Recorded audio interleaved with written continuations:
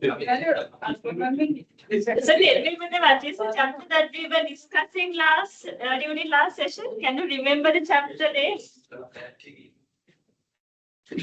Take out your books and get ready for the session today. The online students, that means the exemption students, can you hear me properly? Am I audible to you?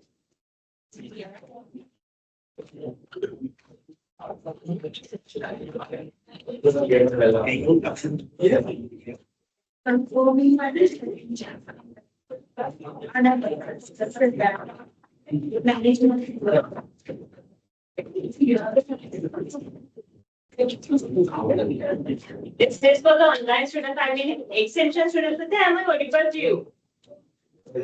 Yes, madam, yes. Right, okay, thank you for the information.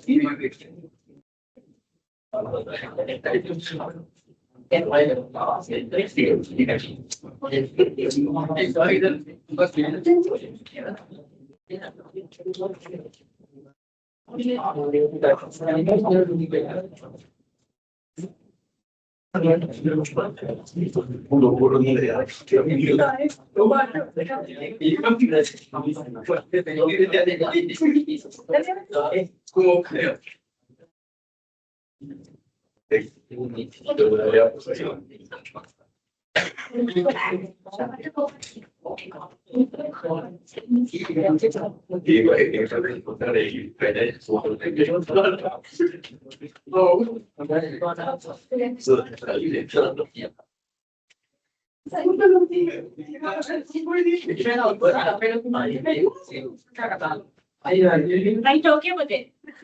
So last week we have started chapter number 4, right? In your syllabus, altogether there are 6 chapters only to be covered, right? So now we are in, I guess, sessions wise, this is 6th session, right? So then next week, I don't know whether if we consider this chapter 4 content, it's compared to other sessions, it's a little bit lengthy. I mean, the content wise, it's a little bit heavy. So if we can conclude the content related to chapter number 4 within today, so then we can start chapter number 4 next week. Then anyway, if we consider chapter 5 and chapter 6, content wise again for them, it's small in the sense compared to other chapters. Content wise, it's not that much lengthy. So then within 2 weeks time, we can complete the syllabus, right? Because this is a 2-credit module, right? So we have to cover only 6 chapters. So within next 2 weeks, that means within 8 weeks, we can cover the content. Then from your end, you need to get ready for the group assignment, right? Then we need to schedule the group presentations, right? This is for the online students also, but I hope you all can clearly hear me. Within next 2 weeks, we can complete the syllabus, right? So then you all have to get ready for the group presentation or the group assignment. You all have shared 18A weekend as well as 18A weekday and 19B exemption free students, but you all have shared me the group list, right? I have the group list. So this is kind of a small information because you all need to get ready for the group assignment after 2 weeks time, right? Okay. Tell me about the last week. Okay. So last week we have started this strategic change or the lead handling strategic change, right? Then in this chapter, basically we are going to cover 2 main areas, right? First area is something related to change management. I mean, if we consider the content of chapter number 4, the title is strategic change or the handling no linear strategic change.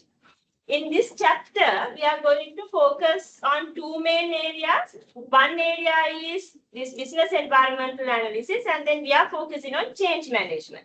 Because in order to proceed with change management, first we need to have a clear understanding about the business environment. Right? So this is for your information, but like if we consider the content, first we focus on today also first we focus on business environmental analysis, then we focus on the change management side. Right?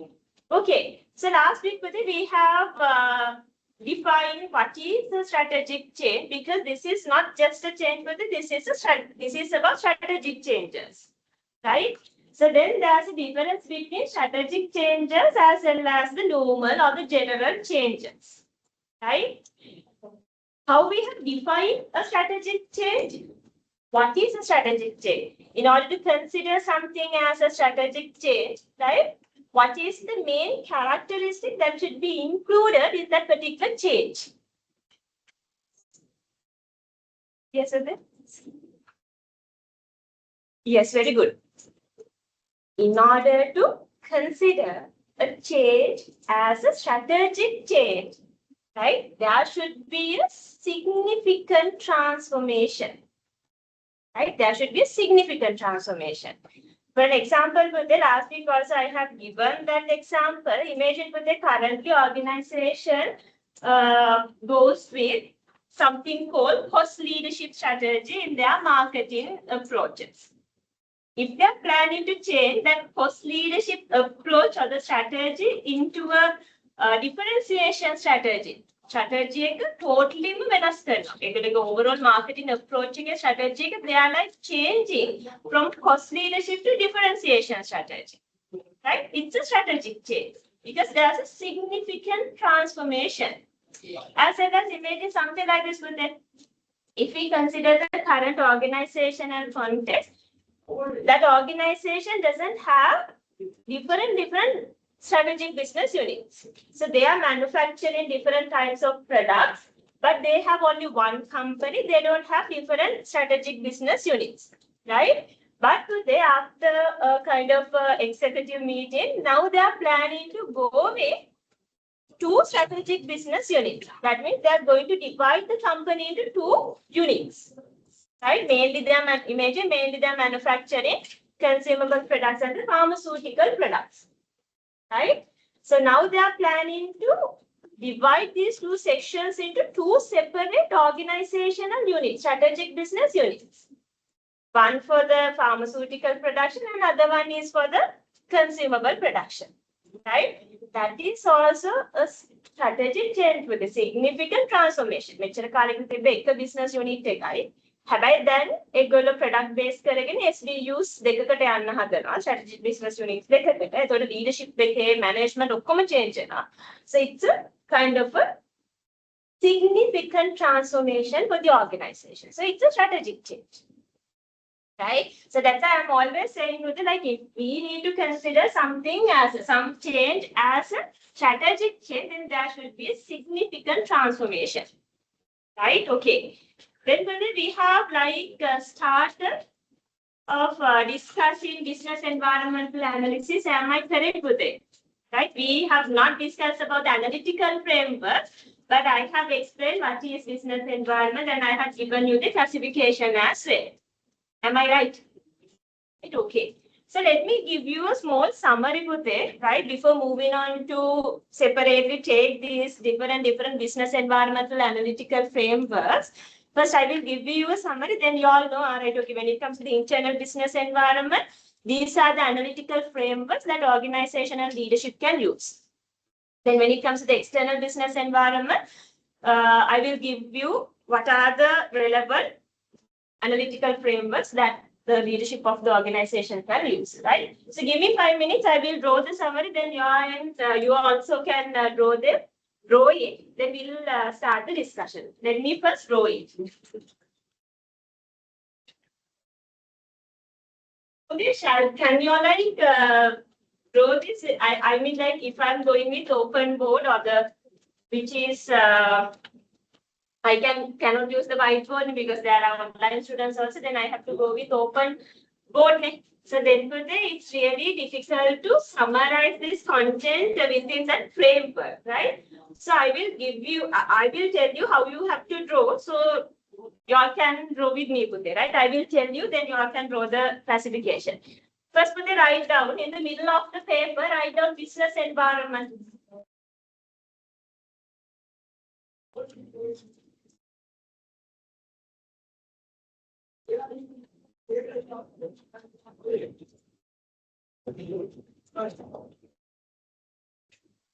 I'm going to give you a classification.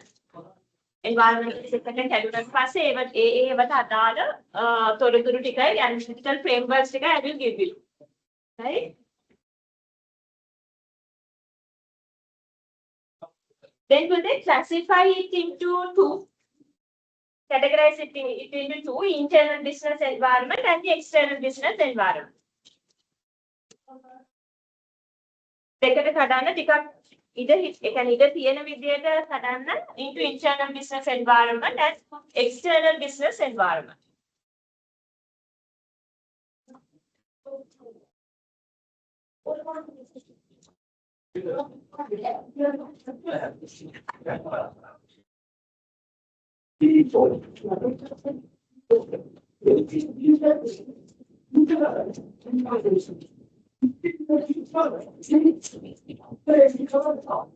Then for the internal business environment, write down these two characteristics.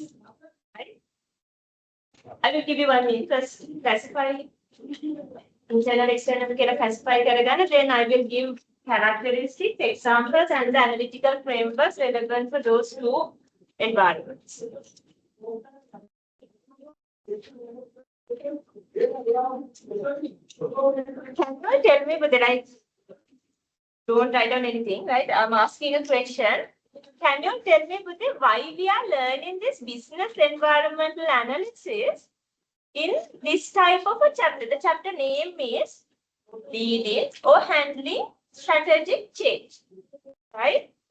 Rather starting with change management or the discussion of change, why we are starting with this business environmental analysis? What can be the reason behind discussing these business environments and analytical frameworks before moving on to discuss change management? Directly, we can start with change management because the title name is Leading or the Handling Strategic Change.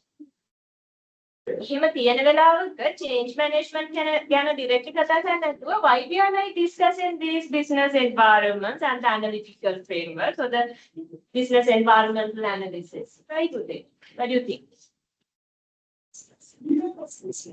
Yes, sir. One thing is that is also correct with the line. When it comes to the what you are trying to say is based on the dynamic factors. I mean, this environment is rapidly changing. So based on that, the leaders or the managers should change the strategies according to those changes. Yes, truly, but like that is correct.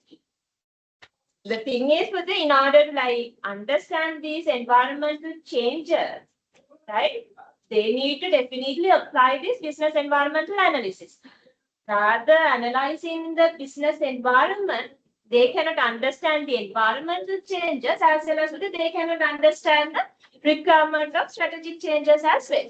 Environment එක analyze කරන්නේ නැතුව, environment එක ගැන අවබෝධයක් නැතුව without having an understanding about the business environment, right? They cannot apply effective strategies with it, right? They cannot understand the strategic change requirement of strategic changes. In order to understand and identify strategic changes, right? Requirement of strategic changes, they need to have a proper understanding about their business environment, right? So that's why first we are clarifying what is business environment, then the classification as well as in order to analyze this, what are the analytical frameworks that we can use? So then on we are like entering to discuss this change management side, right? Okay. Then for there, you all have classified this business environment into two, internal and the external. Under the internal business environment, write down these two characteristics.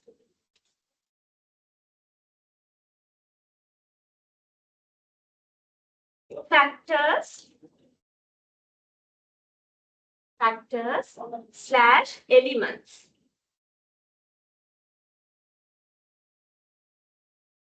Are existing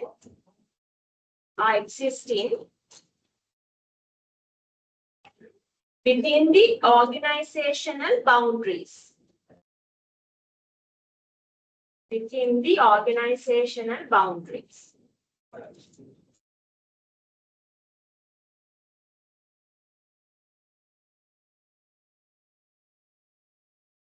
Within the organizational boundaries. Then second characteristic, a category write down, second point. Organizational management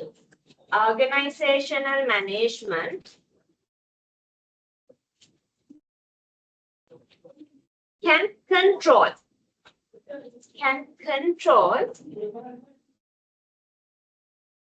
internal environmental factors. Internal environmental factors.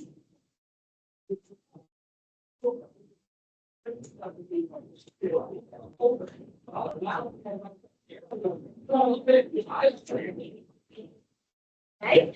Then will they write down these examples? We write down. You all know this, but we'll write down employees. Second point again, write down example and put a colon mark and write down these few examples.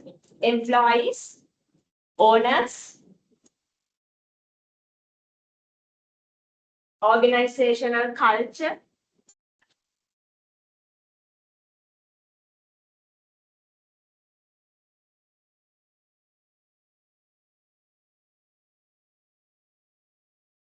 pay attention to that.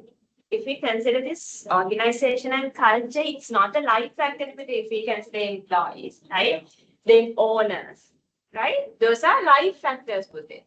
But if we consider this organizational culture, it's not a life factor, but they still can create significant impacts on organizational performances, right? So usually we tell this organizational culture is something like iceberg, right? Iceberg in the sense with it, like you all know what is an iceberg? The top part of the iceberg, it is visible to us. Apita pena iceberg ke uda kala. But today the bottom part of the iceberg, it's invisible, it's under the sea, right? But still today, that is also very important. When it comes to organization also, like there are some cultural factors we can easily find. Those are visible. For an example, with the buildings, uniforms, different symbols, slogans, then the logos, right? Components of the organizational culture, the attributes of organizational culture, we can see them, but it's visible. But there are certain factors which are not visible to us, right? Something like attitudes of the employees, right? Then organizational, some traditions, some norms, those are not visible to us, invisible, but still they create significant impacts on the organizational performance, right? So in that case, they always keep it in your mind when it comes to the internal business environment, when we are assessing the organizational environment, we need to understand the nature of the employees, owners, and the resources that organization has. Same time, they need to pay more attention on the organizational culture. Because the change right? When organization wants to go with the change, definitely there can be lots of influences from this so-called organizational culture. So take again අවබෝධයක් change එකක් implement කරන්න ගියොත්, so there can be a failure. They may ended up with a failure, right? So that's why culture also be very important. Then write down for this example also resources, physical resources. Culture can first put the physical resources as an example. That means physical resources, right? Then for that, move on to external environment. Then classify it again into two. External environment එක classify කරගන්න ආයේ micro and the macro.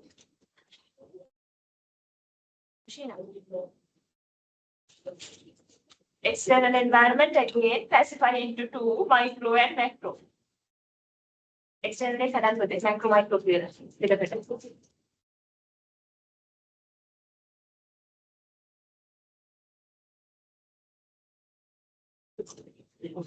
For the micro business environment, within brackets write down task environment like another term that we use to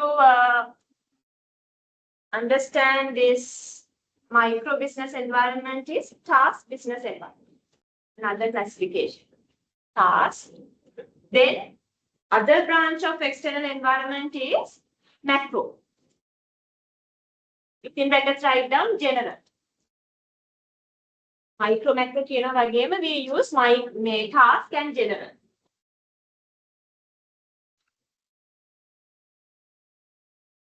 Then for the micro business environment, that means for the task business environment, write down these two characteristics.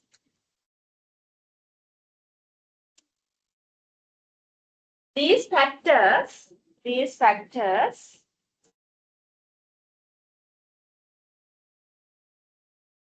are existing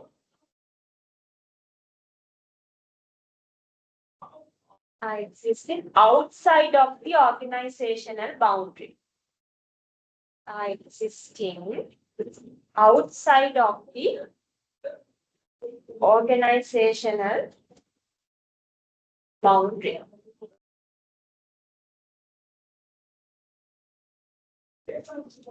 Then write down the second characteristic. Organizational management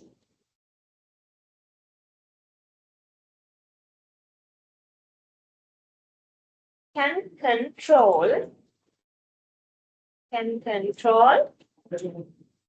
these factors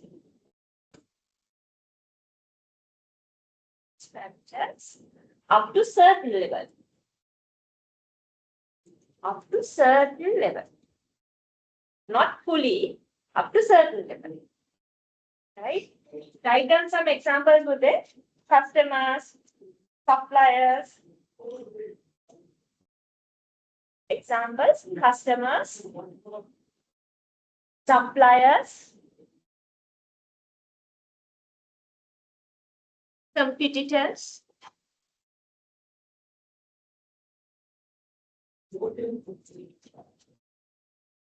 right? Then when they move on to the macro or the general business environment, write down these forces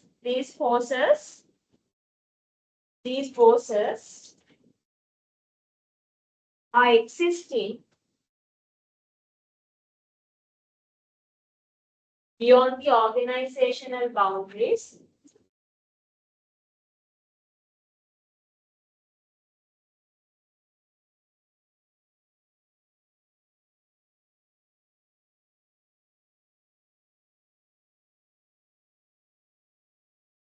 Then second point with the write down. These forces cannot be controlled. These forces cannot be controlled.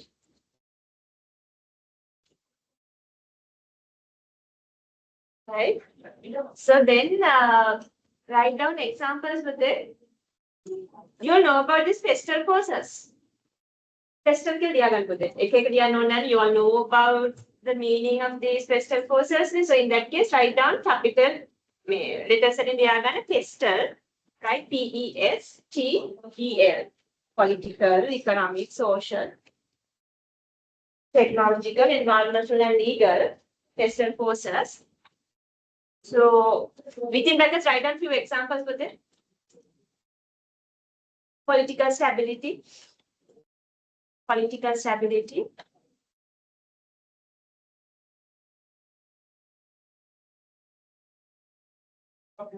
Foreign exchange rates. Foreign exchange rate fluctuations. Foreign exchange rate fluctuations. Economic growth rate.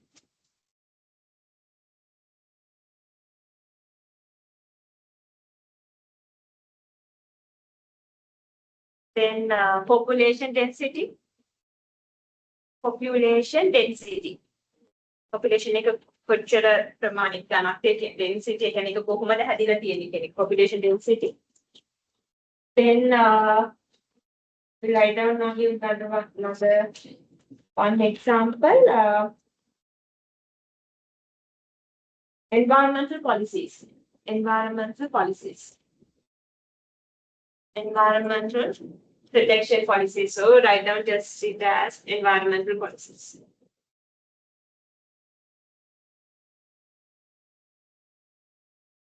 Okay. Now, today I will tell you the examples of analytical frameworks that we can use to analyze these three environments. Right? So now again move on to internal business environment. Under the internal business environment, write down a small topic, analytical frameworks. Analytical frameworks. Internal business environment, okay, you all have written some examples. Analytical frameworks. Analytical frameworks. Now I'm telling you the relevant analytical frameworks that we can use to understand internal business environment, right? Write down first one, SWOT analysis. SWOT analysis. Underline to the strengths and weaknesses, S and W. SWOT analysis then underline strengths and weaknesses, because this SWOT analysis is not only for internal business environment, that is for both internal and external. Strengths and weaknesses are existing within the internal business environment, and the opportunities and threats are existing in the external business environment. So that's why I'm asking you to underline or highlight strengths and weaknesses. Right? Then further write down resource-based view. Resource-based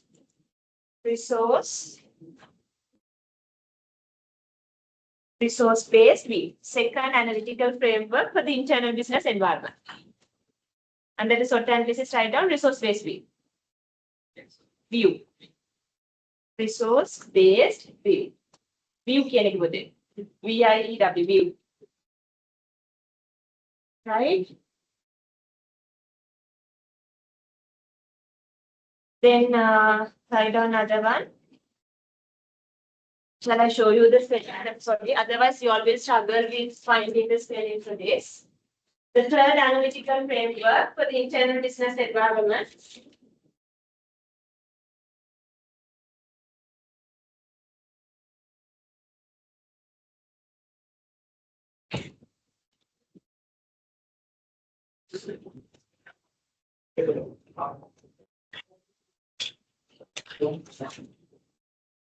McKinney 7S model.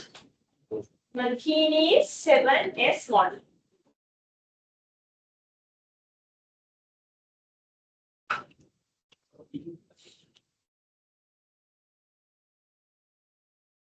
McKinney 7S model. Then I done the last one for there are lots of analytical frameworks that will stick to this view. Porter's value chain. Porter's value chain.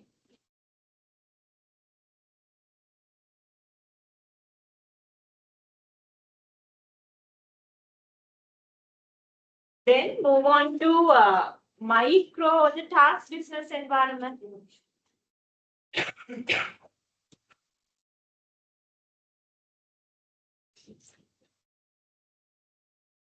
the internal business environment like this is applicable for all the environments.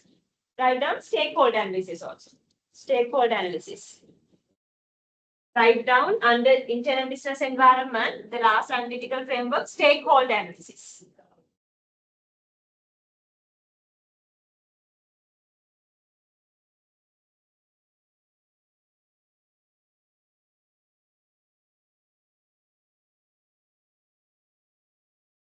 Now, under the micro or the class business environment, write down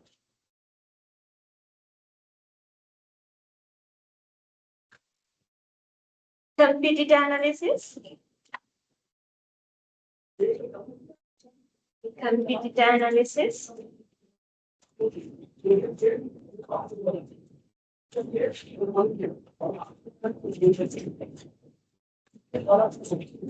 Then write down porters, 5 forces. Second one, porters, 5 forces. Porters, 5 forces. Then write down stakeholder analysis also again. Stakeholder analysis.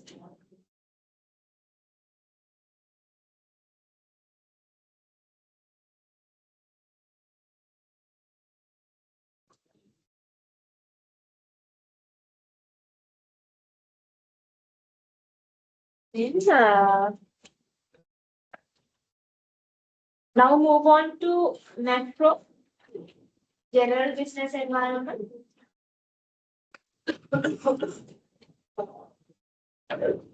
Pestle analysis. Pestle analysis.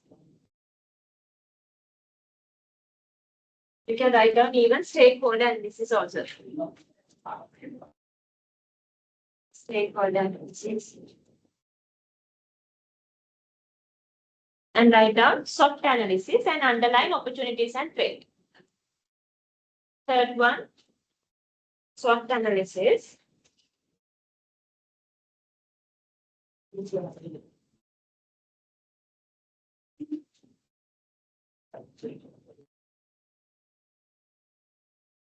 They underline opportunities and threat කියන එක OT underline කරන්න.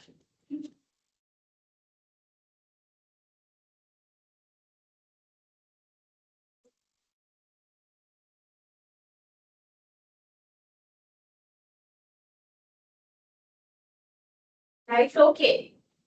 Now for the take 1 minute and go through the classification. Then we'll start with each and like there are few analytical frameworks. We'll take one by one and we'll discuss.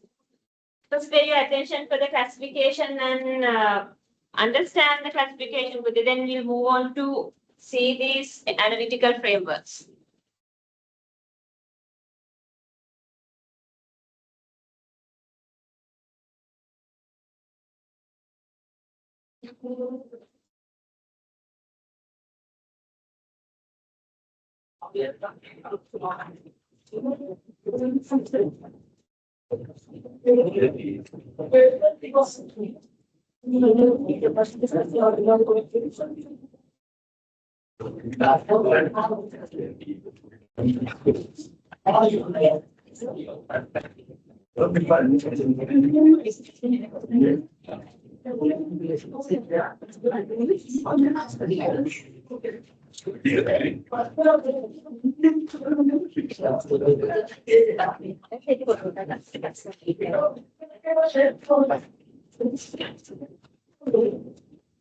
Right, okay, shall we start with first one for this?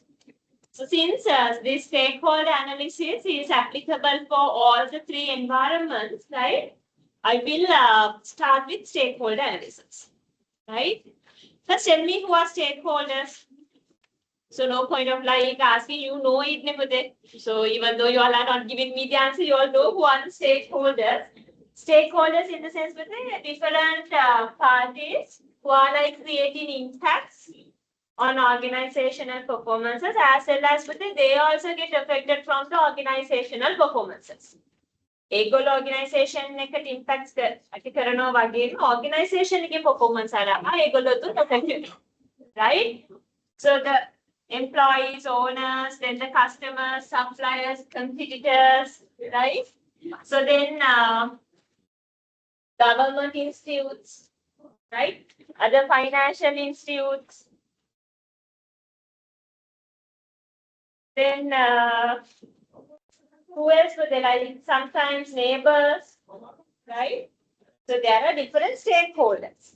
Okay.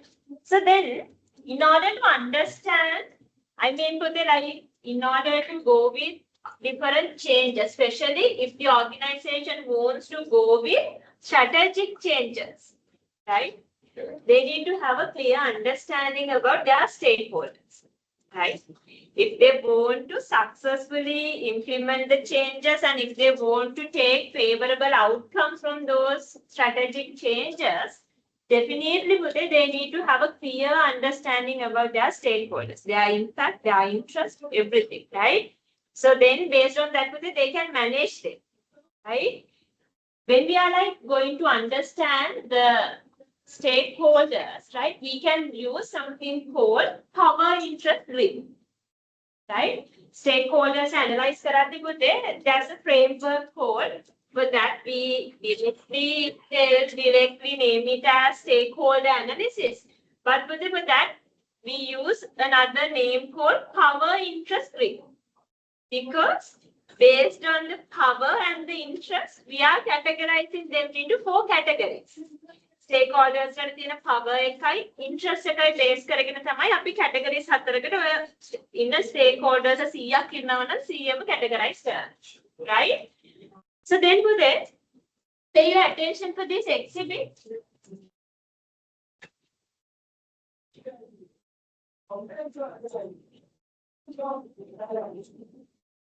Right? So here you can see that this vertical axis is for the power, right? And the horizontal axis is for the interest. Consider the sub-campus, right? This is also a business unit, but this is also an organization, right? So then when we are analyzing the stakeholders of the sub-campus, right, we can apply this power interest grid or the power interest matrix.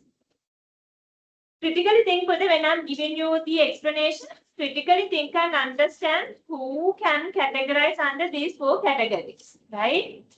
There are some stakeholders there, right? That means there are some individuals or some parties. Their power is really high. Organization eකට influence කරන්න පුළුවන් power එක මාර විදියට වැඩි පුතේ. Influential power is really high. But their interest towards the organizational activities are like it's compared to other stakeholders, it's low. Right? They are powerful. Right? Influential power is really high. But their interest towards the organizational activities, right, it's low. Right? Then if a company has such stakeholders, powerful but not that much, their interest towards the organization is low. Then you can see organization has to keep satisfied them. Right? Involved in organizational activities direct interest but still they are very powerful. So then organizational leaders always should keep satisfy them with it, right? They need to pay dividend timely, right? So they need to provide the benefits accordingly with it, right? Then on the benefits tika deela, dividends shareholders and dividends tika ගන්නට වෙලාවට දීලා satisfy කරලා තියන්න ඕන, right? Same thing with when the organization is going with the change also with it, they also like that in that particular point also they need to understand their influential power and they need to keep them satisfied. Change එකට යන තැනදී උනත් එච්චර. Right? So then in the same organization we can find some stakeholders, their power is not that much high, right? They cannot influence. I mean, their influential power is low, but their interest towards the organizational activities are really high, right? Power is low. They don't have a controlling power, right? Power is low, but the interest is really high. They are looking for information about the organization, right? They are seeking different information from the organization. But today, they cannot control the organizational activities. Influential power kind of controllability එකක් stakeholders ලට නැහැ organization එක සම්බන්ධයෙන්. හැබැයි organization එකේ වෙන දේවල් ගැන හරි ඒගොල්ලෝ උනන්දුයි, right? So then today, still we cannot reject them or we cannot disregard them, right? So we need to keep them always informed. Since they are looking for the information, right? Since they are showing an interest towards the organizational activities, right? The organizational management has to provide the relevant information for them. මොනවා හරි දෙයක් අහනකොට ටක් ගාලා timely attend කරලා verify කරලා දෙන්න. Right? නිතරම inform කරලා තියන ඒගොල්ලෝම company එකේ වෙන දේවල් ගැන, right? Keep informed. Then the same time there can be some stakeholders, right? Their power as well as interest, both are low today, right? Power also low, interest also low, right? So then organization can apply a strategy to manage them further, that is just monitor their behavior, right? No need to pay more attention for them, right? No need to pay more attention for them because their power also low, their interest also low, both are low. ඒකනේ ඒගොල්ලෝ ගොඩක් organization එකට impact කරන්න පුළුවන් පිරිසක් නෙමෙයි. But still the organization has to take relevant actions to monitor their behavior. මොනවා හරි අග්ගාවේ behavior එකේ change එකක් තියෙනවා නම් organization management එකෙන් පුළුවන් වෙන්න ඕනේ identify it, but they don't need to pay more attention for their for their activities, right? Just monitoring is sufficient. Then the last category, this is the most impactful category, right? The power of those stakeholders really high. Interest towards the organizational activities also really high. දෙකම ඒගොල්ලෝ interest එකක් directly involved in organization activities sector, plus their influential power also really high, right? So then, since they are creating significant impacts on the organizational activities, plus based on the organizational decisions, based on the organizational performances, they also get affected, right? So then, the organization has to manage them closely. ඒගොල්ලෝම තමයි ගොඩක්ම observe කරගෙන closely manage කරන්න ඕනේ පිරිස. Organization එකට වෙන impact එක වැඩි, organization එකේ decisions වලින් ඒගොල්ලන්ට වෙන impact එකක් වැඩි. So then organization has to manage them closely. Then from here, what you can do is draw this exhibit to them, draw this diagram, write down the subtopic stakeholder analysis. Right? Stakeholder analysis. Within brackets, write down power interest grid. Stakeholder analysis. ඔන්න ඒකට උඩින්ම තියාගන්න kind of a title for the analytical frameworks, business environmental analytical frameworks. Business environmental analytical frameworks.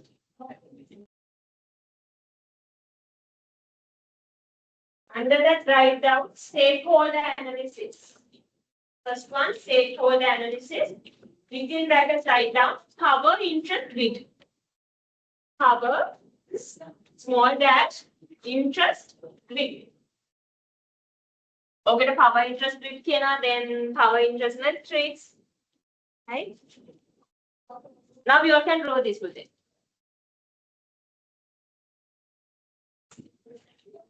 Power interest grid and power interest matrix.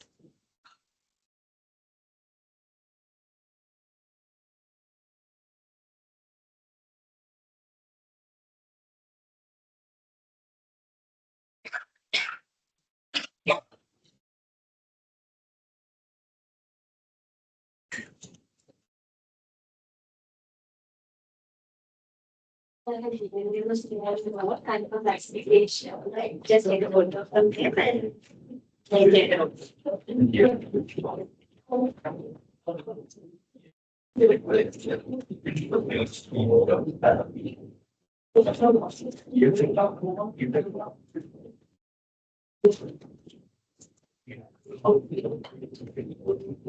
Right, okay. Quickly do a stakeholder analysis for SAP campus.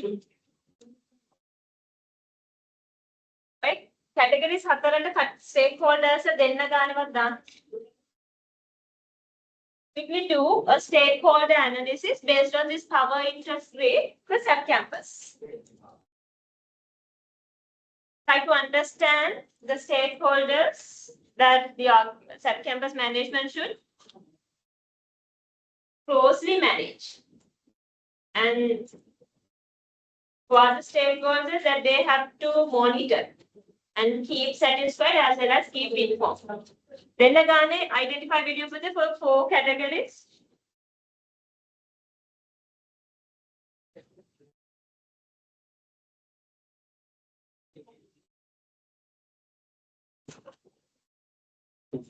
Conduct a stakeholder analysis for SAP campus. Identify at least 2 stakeholders that we can categorize under keep satisfied, and 2 stakeholders who we can classify or they categorize under manage closely. Same thing for the monitor and keep informed.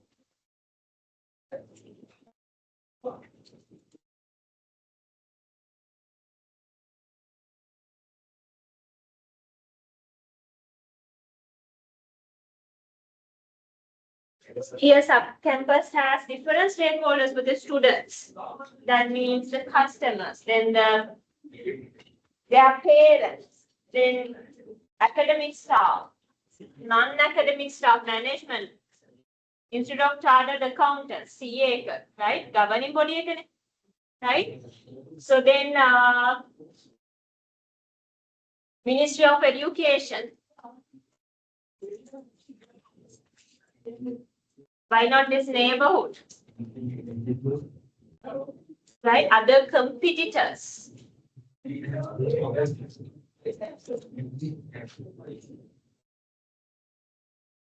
Suppliers also there. Stationery item suppliers are there. Then these furniture suppliers are there.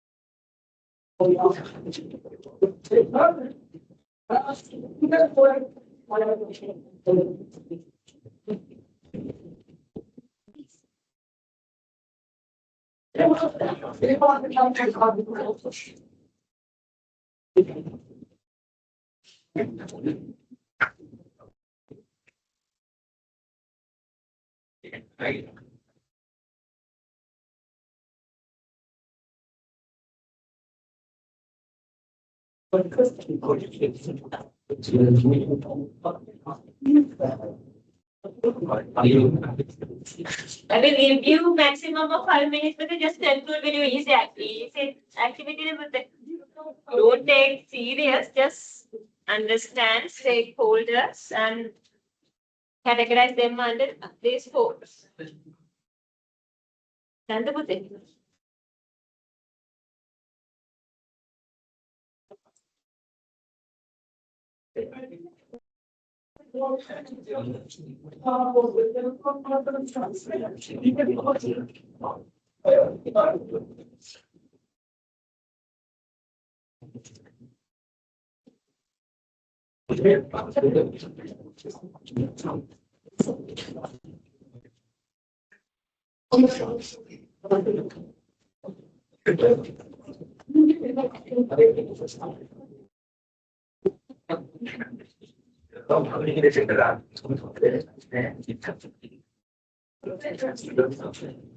කටියට බඩගිනියට පුතේ නෑ නේද? චුට්ටක්. අය මම බඩගිනිද කියලා පුතේ දීපේන මට නෑ කියලා උත්තරේ හම්බෙන්නේ මම දන්නවා. So cannot wait till 10 o'clock පුතේ. ඉවන්නේ පොඩ පොඩ අල්ලගෙන ඉන්න. Because then we can complete this analytical framework, then after the break we can start change management part. Right, okay. Tell me Mute. So tell me few examples for the category of keep satisfied. Tell me 2 examples for keep, that means like who, let me check with it.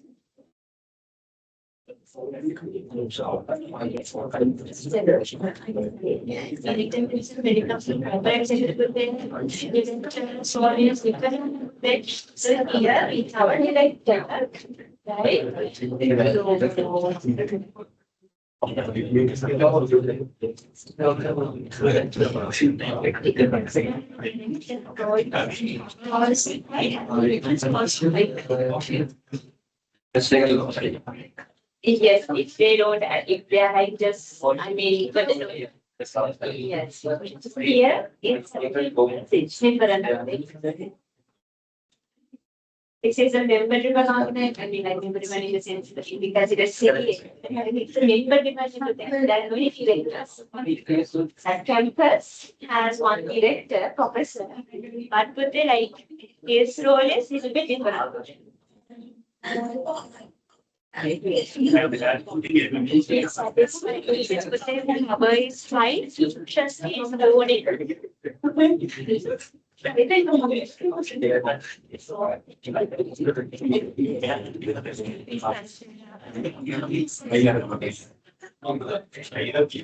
Yeah, just and cover both the height is it.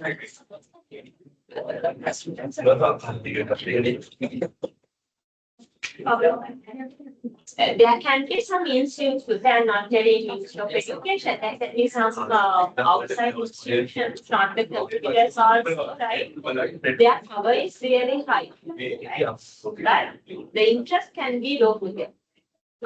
Even in institutes, I mean, not the computers, but institutes, right? Can be private and the government. The power is really high, but still the interest is compared to other stakeholders, right? But the time being, there's something. Internship with the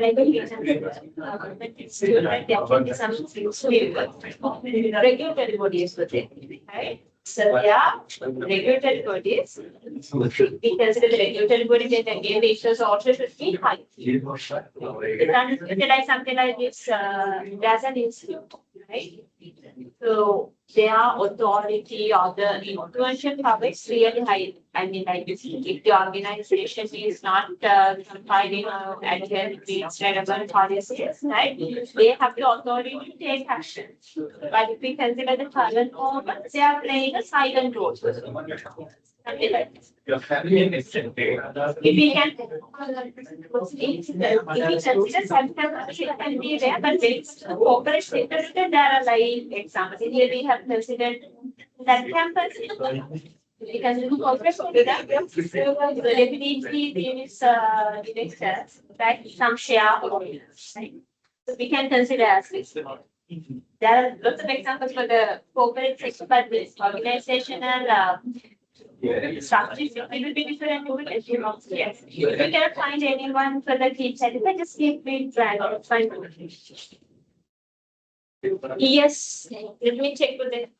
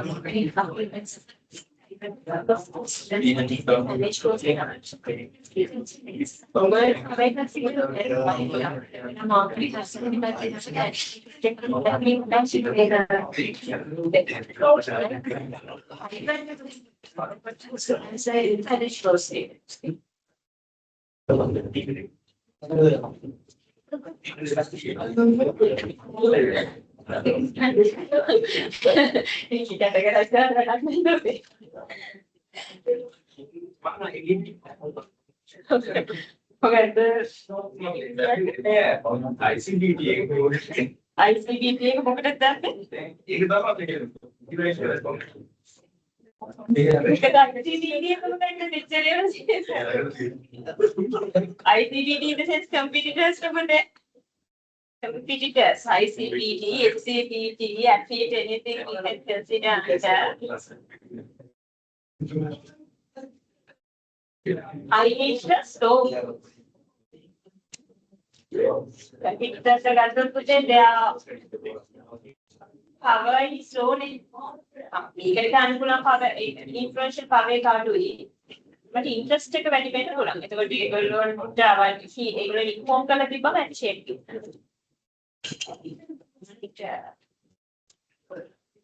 but they didn't. ICBT going to categorize them. I know ICBT is a competitor, but the marketing is where you have. Yes, but they keep informed. Very close. Here, pay attention. Where will you classify or categorize students? Manage your keep satisfied. Manage your So who are telling it keep satisfied? Then manage closely. It's for them, since this is a private institute, right? Manage closely with them. However, we all have a power with it. It's the kind of a perception. So this, since this is a private institute, your like students have a power, right? So when you are like requesting something from the management, if it is a feasible and practical thing, right? So they are addressing it, but they are like listening to it. Yes, but this.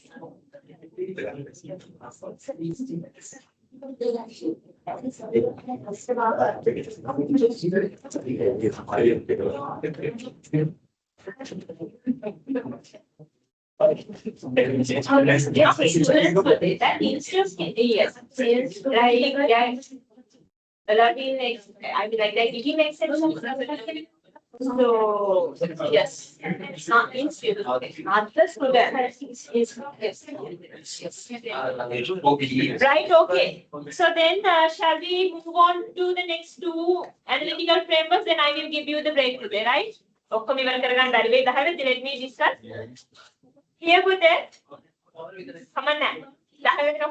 Keep satisfied with it. That's what we were also discussing. Some institutes put there. Right here, there are some institutes that she only like remind me also this thing. There are some institutes put there like who are giving the exceptions for this degree put there, right? And some students of some institute they also get exemption from our degree. And we can consider as keep satisfied. Right, institutes. It can fit exemptions deny and somehow fit exemption deny. Institutes. Right? So yes. if we consider for the like normal organizations, if we consider the normal scenario, right? If we consider corporate sector organization, or for the non-executive directors, right? Some shareholders, we can consider as under the keep satisfied category. Some are shareholders in a local involvement, right? But their power is really high. Based on the shareholder classification, their behavior is like getting different. So then some shareholders, some directors, we can consider under keep satisfied if we consider the normal corporate sector situation. Right, okay. I'm not going to discuss about this SWOT analysis and the PESTEL analysis because you all are familiar with these two. From first year, first semester onwards, you all are learning this SWOT analysis and the PESTEL analysis, right? So in that case, I'm not going to take these two separately and discuss since you all have the background knowledge, right? If we consider strengths for the skilled employees, right, unique resources, those are strengths for the organization. Then if we consider insufficient funds or the insufficient capital, unskilled employees, not having sufficient resources, those are weaknesses, right? Then if we consider opportunities for the market expansions into foreign markets, it's an opportunity. Then if we consider competition, right? There are like different competitions, competition from the existing competitors, as well as there can be competition from the new entrants, potential new competitors, right? So these things we can consider under traits. So then I'm not going to do an activity this. You all are familiar with this. Then if we consider the PESTEL analysis, this capital P stands for political, right? So as the example, we can consider different nations' policies, right? Then political stability, right? Political policies we can consider as political forces. Then if we consider the economic also with it, I have included some examples. I will give you 1 minute quick to go through this. Whenever you are familiar with this PESTEL analysis, so just to refresh your knowledge or the understanding related to PESTEL, just go through this exhibit and see the examples.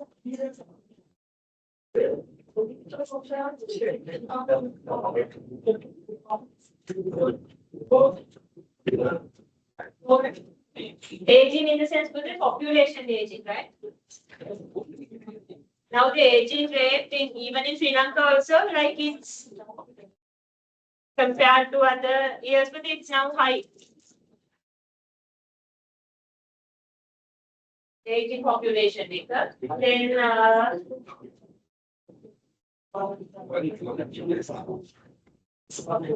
is everything you can understand? There's nothing new there. Yes. Okay. Let me take you to the Porter's 5 forces.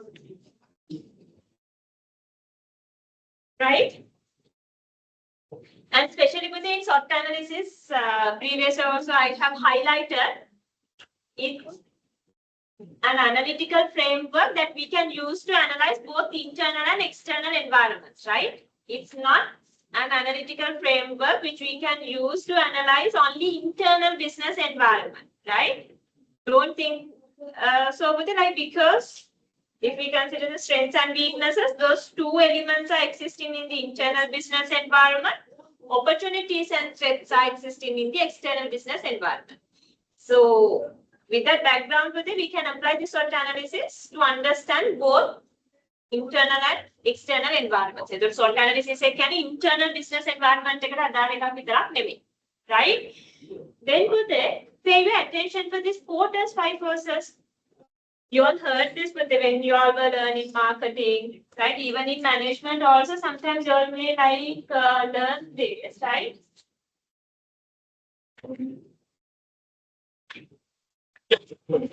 All these 5 forces are related to competition today, right? This competitive environment. if an organization wants to understand its micro environment, because here we discuss about the customers, suppliers, new entrants, substitute products, right, competitors. So when they are critically analyzing these 5 forces, they can get an understanding about the micro business environment. Because micro is the suppliers, the customers, the competitors. So when they are applying this framework to understand it, they can get an understanding about the micro business environment. Here would a threat of entry in the sense that from the new entrants, right? Imagine whether that's a company, right? That organization is already like in the industry for 10 years, right? අවුරුදු 10ක් විතර තියෙන organization එකක්. Threat of entry in the sense whether like threat from the new entrants. There are some organizations who are willing to, right, start the business in that particular industry. තාම ඇවිල්ලා නැහැ. හැබැයි එන්න ඒගොල්ලෝ potential competitors, right? එන්න පුළුවන්, right? New entrants, right? Then bargaining power of buyers in the sense it's something directly related to customers, right? Negotiation power of the customers, bargaining power, negotiation power. Then threat of substitutes. Substitutes, can you tell me some examples? Substitutes, ආදේශන කියන්නේ මොකද, right? If we consider tea, coffee is a substitute. If we consider, don't know whether you all agree with this or not. If we consider burger, then we can consider submarine as a substitute. Right? Then come on, they were get like ආදේශක භාණ්ඩ කියන එක substitutes, right? So then truly, if we consider an organization, right? So they experience a competition from the substitute products as well, right? Then bargaining power of suppliers, same thing with the negotiation power of their suppliers, right? And in the middle of this framework, you can find something called industry rivalry. This one, industry rivalry is in the sense the competitors who are already existing in the industry. Company competitors. The competitors who are already existing in the industry. That is called industry rivalry, right? So they also sell the same product. Sorry, if the company is a pharmaceutical, I mean, if it is a pharmacy, then the other pharmacies or the pharmaceutical companies are examples for this industry rivals who are already existing in the industry as competitors, direct competitors, not substitutes, right? Not new entrants. They are already in the market and they are competing with the organization currently, right? I want to like ask you questions, then I will allow you to write down these 5 forces. You don't need to draw this framework, just write down the 5 forces. Let me ask this few questions. Imagine for that, if we consider, let me take an hypothetical industry. Imagine for that there's an industry, right? If we consider, pay attention to that. There's an industry, right? If we consider that industry for that, it has significant, I mean like if an organization wants to enter to that market, they have to experience lots of entry barriers. There are lots of entry barriers, right? My question is, if there are lots of entry barriers related to an industry, what will happen to the threat of new entrants? Like, is it increasing or decreasing? There are significant entry barriers in the market or the industry. Then what will happen to the threat of new entrants? Increasing or decreasing? It's decreasing for this, right? It's decreasing. Okay, the market in the barriers, right? There are certain entry barriers, right? So in that case, even though they have the willingness, even though they have a plan, that organizations are like experiencing like bad, I mean like how could I say, like it's not comfortable enough to directly, I mean like it's not that much convenient to enter to the market directly with it. සමහරට ලොකු capital එකක් ඕනේ. Capital intensive industries වලට එම හරිය චුට්ටක් අමාරුයි because like capital wise, right, they have to like be really strong, they need to find more capital, right? So there are certain entry barriers in the entry barriers වැඩි නම් industry එකක් ඇතුලේ then threat of new entrants is low. අලුතෙන් එන ප්‍රමාණය හරිය අඩුයි. Then if there are few customers in the market, right? That's a considering company, right? If we consider the market or the industry of that company, right? That industry or the market has few customers, right? Then what will happen to the bargaining power of buyers or the bargaining power of customers?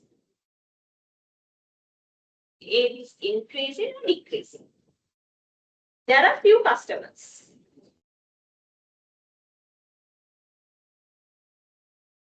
There are few customers, right?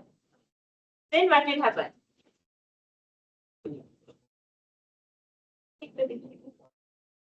Few customers. Company has only few customers.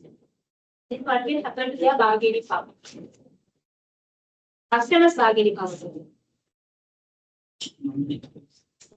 When there are few customers in the market with it, bargaining power of buyers, right? Buyers like bargaining power with it, it's increasing. Right? It's increasing. For the organization, it's unfavorable. If we consider the first situation, there are, I mean, like few entry barriers among QA, there are strong entry barriers, right? Then threat of new entrants is decreasing. Then for the organization, it's favorable.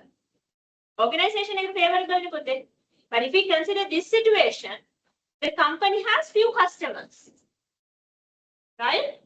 Then bargaining power of customers or the buyers, it's increasing, it's high. For the organization, it's unfavorable. When the customer, for an example, since they have two customers, when one customer is coming to the organization and if the customer is requested to reduce the price of the product, since they have only two customers, but they have to listen for that particular request. හිතන්නකො ලක්ෂයක් මිලියන ගාණක් ඉන්නන customers when one customer is coming to the company and when that particular person is asking to reduce the price, they don't need to listen to it. එක්කෙනෙක් ගියා කියන ලොකු impact එකක් නැහැ. Right? Then my next question, I'm not going to ask if there are lots of competitors in the industry, what will happen to the threat of industry rivalries, and if there are more substitutes in the industry, what will happen to the threat of substitute? දෙකම වැඩි වෙනකොට substitutes ගොඩක් හිටියොත් threat of substitutes increasing. If there are lots of existing competitors, then the threat from industry rivals is also increasing. It's clearly said that case I'm not asking those two questions. දෙකම like unfavorable for the organization, right? My last question is, before the break, bargaining power of suppliers, right? If there are more suppliers, right, the company has more suppliers, what will happen to the bargaining power of suppliers? Increasing or decreasing? Bargaining power of suppliers. Think from the supplier point of view. It's with a increasing, right? Supplier ගොඩක් ඉන්නකොට ඉතින් 100ක් ඉන්න, right? They have 100 suppliers for one item. Then when one supplier is asking for a price, I mean like when they are planning to increase the price and when they are like telling the company we have a plan to increase the price, right? So then company they move on to another supplier, right? Because they have more alternatives. So then the bargaining power of suppliers, if there are lots of suppliers bargaining power, it's decreasing. For the organization, it's favorable. Shall we write down two examples with the write down 4 days 5 forces? In this, I will give you the break. First, we'll finish the notes related to this, then you all can take the break. Write down 4 days 5 forces.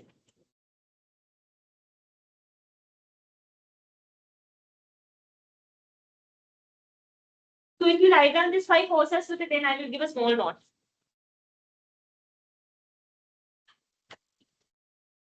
You don't need to draw this, just write down one by one. Threat of new entrants, bargaining power of buyers, threat of substitutes, threat from industry rivalries, within brackets write down existing competitors. Then finally, bargaining power of suppliers.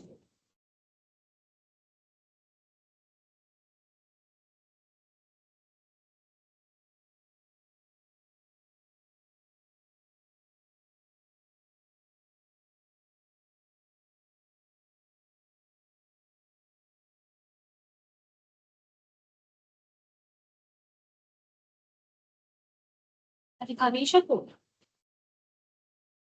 Vidyartha 100.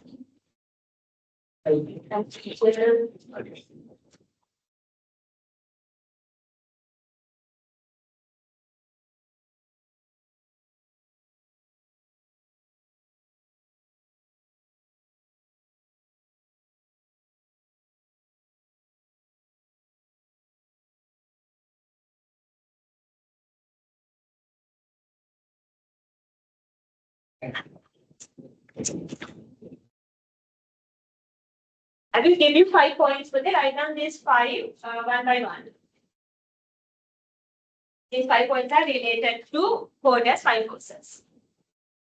First point. When there are, I will give you the instructions. Carefully listen and write down, right? When there are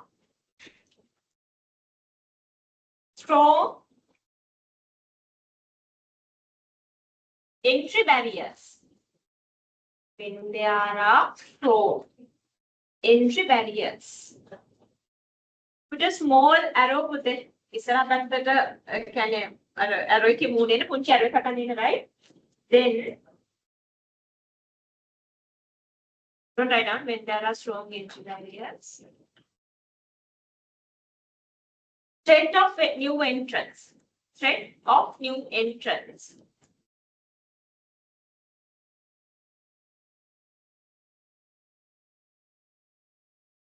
Put a small dash, not arrow, small dash.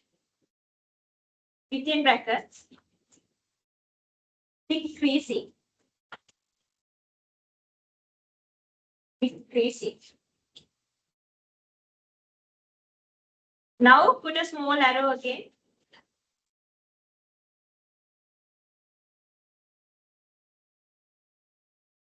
Favorable, favorable, favorable to the considering organization. Favorable to the considering organization.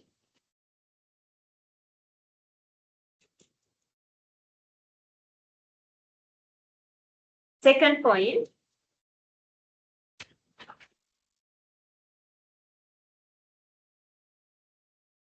When there are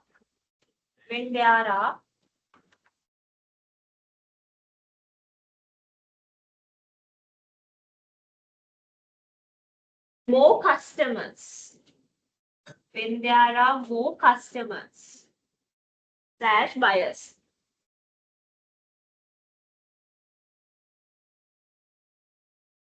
Just small arrow again. Bargaining power of buyers.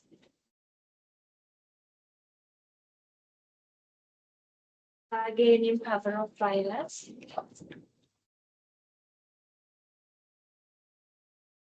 Put a small dash between brackets. Decreasing.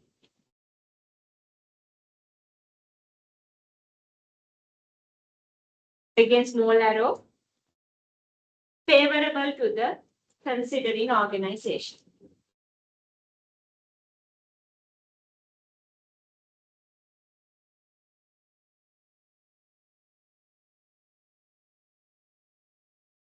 Why we are learning all these things for them? Because when the organization has a plan to go with a strategic change, they need to have a clear understanding about all of these things, right? Then the third point for them. When when there are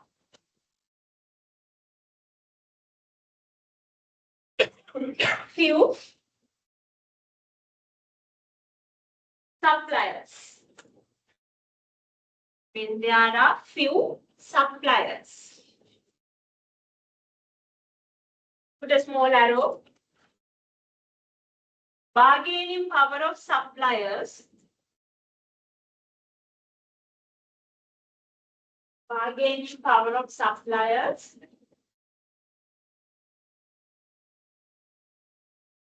Put a small dash. Within brackets, write down.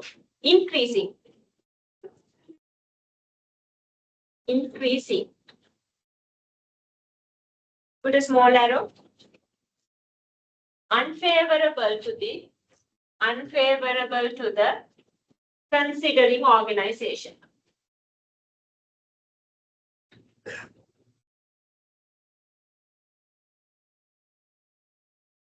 Then write down last 2 points with it. Fourth point. When there are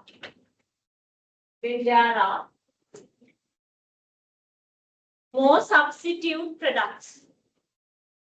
When there are more substitute products.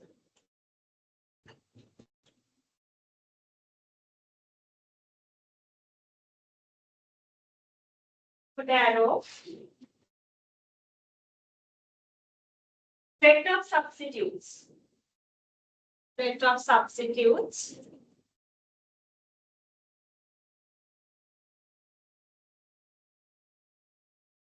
Put a dash within brackets. Increasing.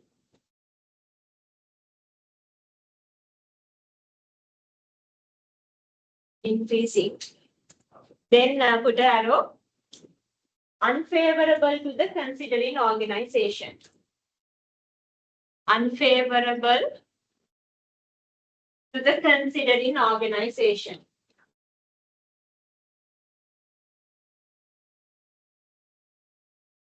Then put a write down last point. When there are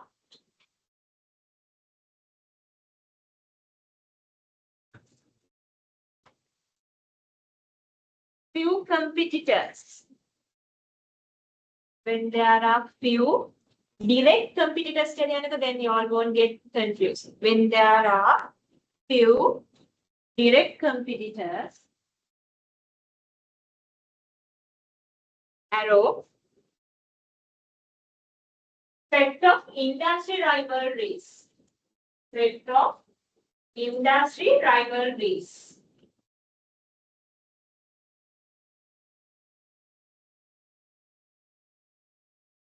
Put a small dash within brackets.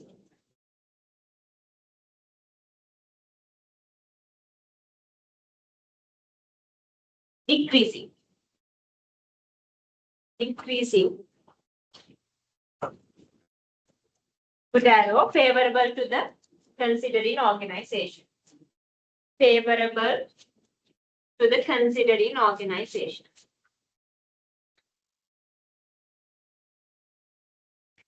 Right, okay, but take the break and come.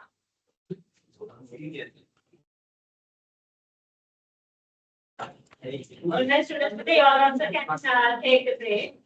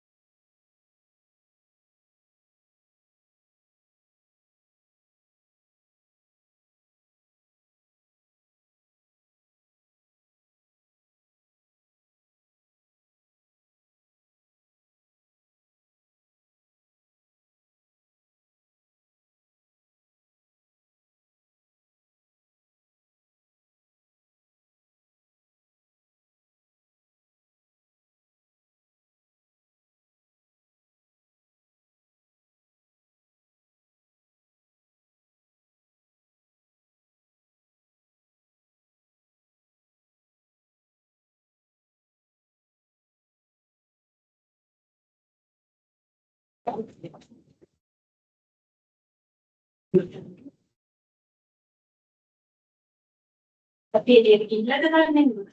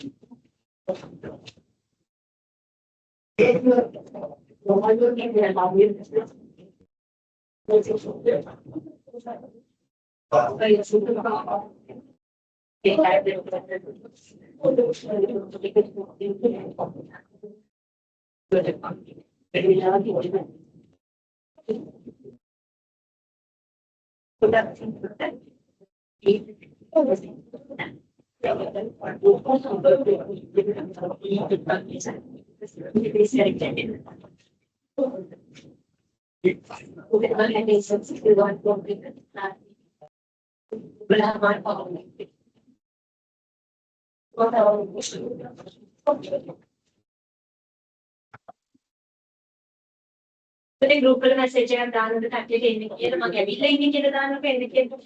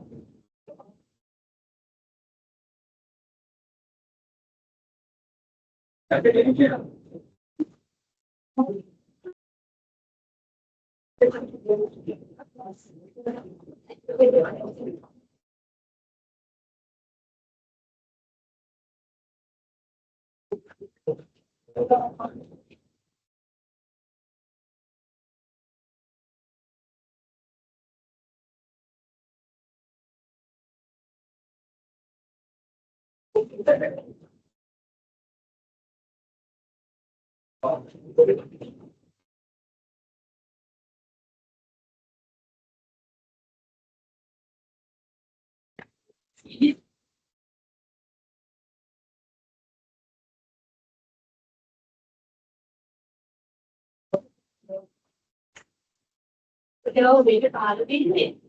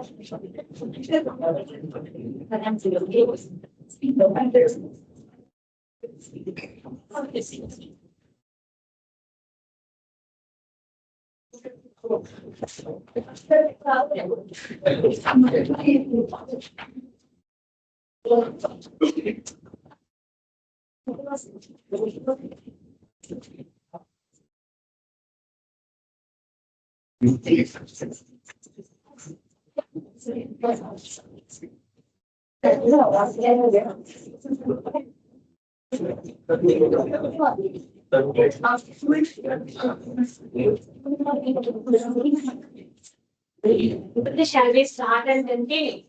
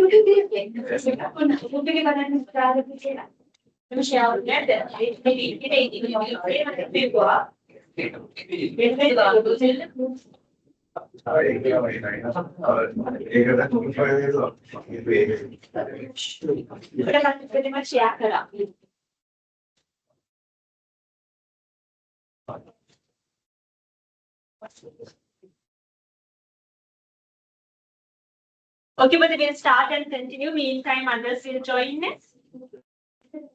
Right, okay. Now pay attention to that. So, so far, we have discussed few analytical frameworks, right? I mean, we have started with stakeholder analysis, right?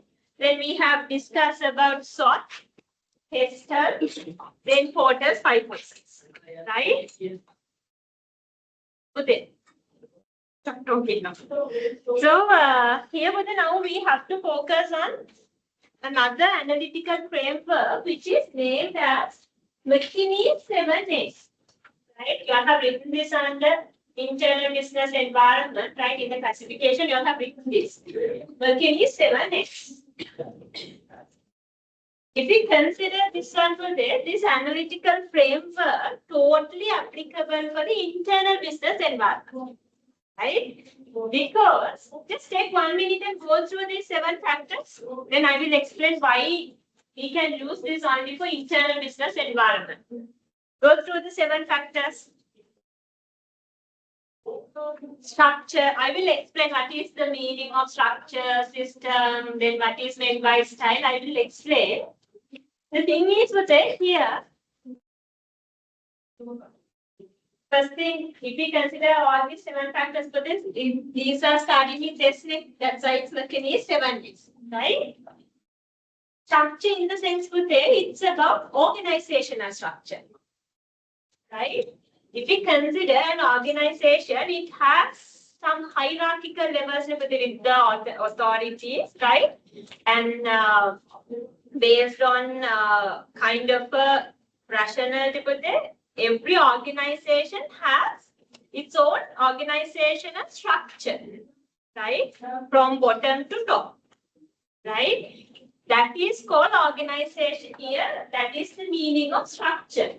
Organizational structure of the hierarchical level, organizational hierarchy, right? Then if we consider, other thing, if we consider systems, you know, there are different organizational structures. There are some organizational structures, those are really tall, right? There are lots of hierarchical levels. Same time, there are some organizational structures. Those organizational structures are not that much tall, right? Flat organizational structures, right? Few hierarchical levels. Flat organizational structures. So there are benefits, then there are disadvantages. When it comes to different organizational structures, we can find advantages, disadvantages. It's one classification for it. Tall organizational structures and the flat organizational structures. Then there are like different types of structures. Then there's something called functional structures. Then there's something called metric structure, network structure. In that way, with the project structures, team structures, there are different types of structures. You don't need to have a kind of in-detail understanding about these organization structures because we are not learning something related to organizing function of organization. So we are trying to understand these analytical frameworks because at the end, we need to understand the environmental changes, and according to that, organizational leadership need to lead the strategic changes. So basically here the structure meaning is organizational hierarchical structures, right? Then that is something internal to the organization. The structure is organization internal there, right? So then there's something called systems. The second one. System in the sense where again something internal, production systems, then the IT systems, HR systems, all the systems that we can find from organization consider as systems, different systems, not only the production system, all the system, even ERP system, right? Then again you can understand that is also an internal factor. When a leader wants to understand about the internal nature, internal environment of the organization, they can first analyze the organizational structure. Then they can analyze organizational systems. When they're critically analyzing these components separately, they can understand, they can find insightful things regarding the internal business environment of the organization, right? Then there's something called style here. This is about leadership style. I will give a small note later on. Style in this is leadership style. Right? There are some leaders, they are people oriented with it. That means they prioritize their subordinate requirement over the production targets or the production schedules. Right? People oriented. Same time in the same organization, there can be some leaders who say they are task-oriented leadership. That means they prioritize production targets, always focus on the activities for their tasks, targets.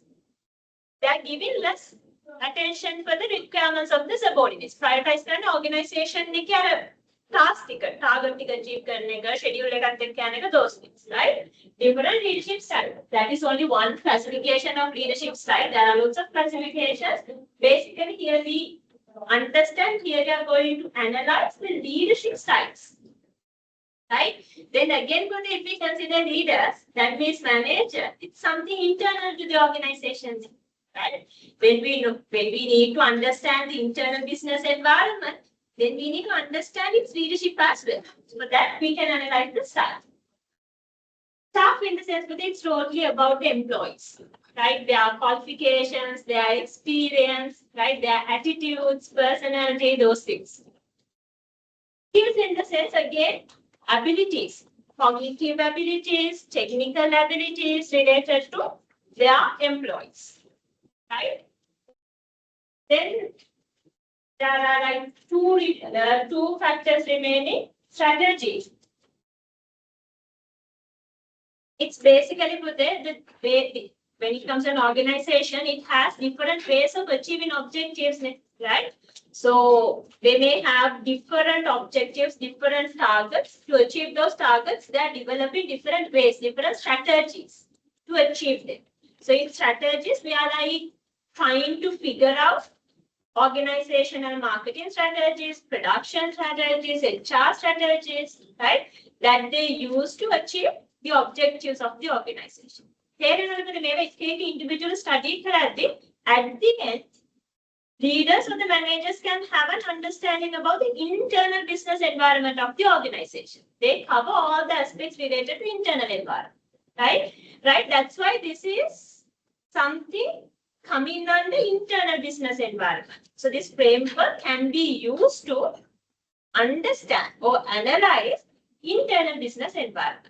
Right? All these 7 factors are existing in the internal business environment. Then the final one, shared values. That shared values in the sense, if we consider an organization, it has some priorities with it. Integrity, employee well-being, customer satisfaction, right? Value system, value ටිකක් තියෙනවා with the organization එක prioritize කරන employees වගේ well-being එක, integrity කියන එක. ඊට පස්සේ customer satisfaction, right? Those things we consider as shared values, right? So again, same thing with it when we are analyzing, when we want to understand internal business environment, because with it, if the organization wants to go with a strategic change, right? All these internal factors create significant impact on the changes, right? As well as from those changes, these stakeholders or basically these factors also getting affected with it. Change එකක් එක්ක යද්දි මේගොල්ලෝ ගැන අවබෝධයක් නැතුව කරොත්, right? So it will create lots of repercussions, right? So now when you write down mechanism 7S as a subtopic, then I will give you some examples. I'm not going to give you explanations. I will give you some examples for each of these factors. Mechanism 7S. Let me show you the name. Mechanism 7S model.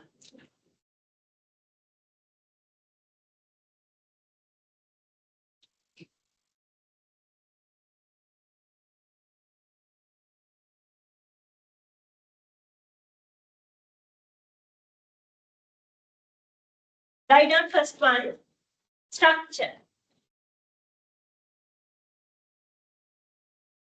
The small dash, organizational structure. Organizational structure. Within brackets, write down.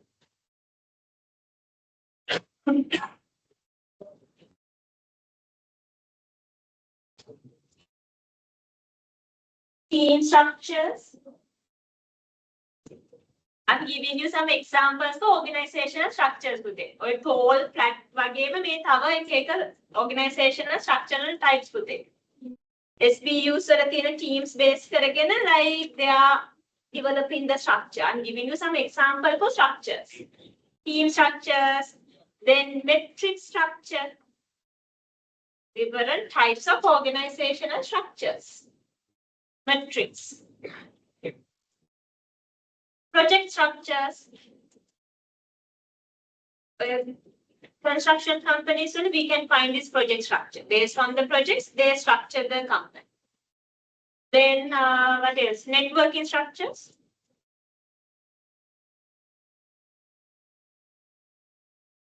When the company operates in different countries, in most of the cases, they go with this metric structure. That's it, right? Close the bracket. Then write down systems.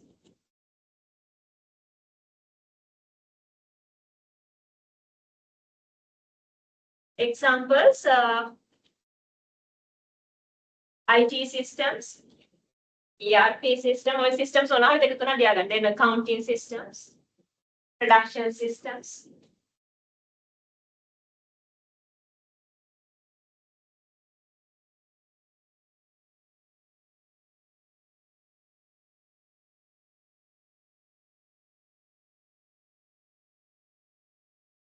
Then style.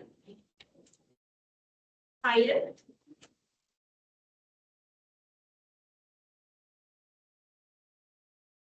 Put a small dash and write on, but it's about leadership styles. Leadership styles.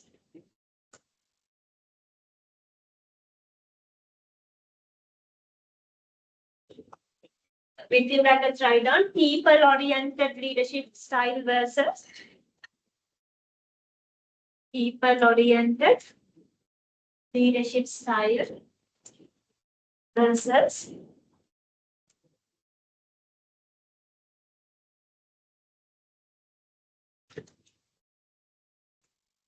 task-oriented leadership style.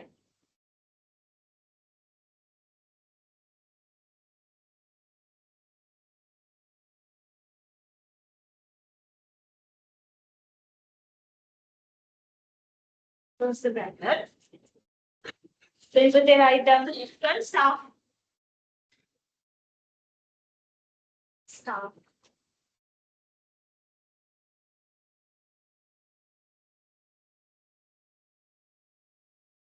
Then write down to say it's all about employees. Write down two examples. Experiences and qualifications of employees. Experience and qualifications of employees.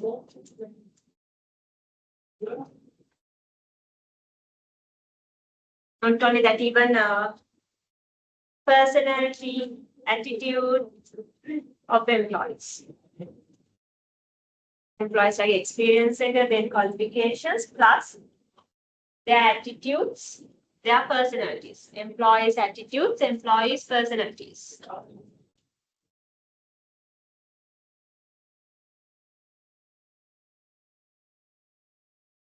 Then skills.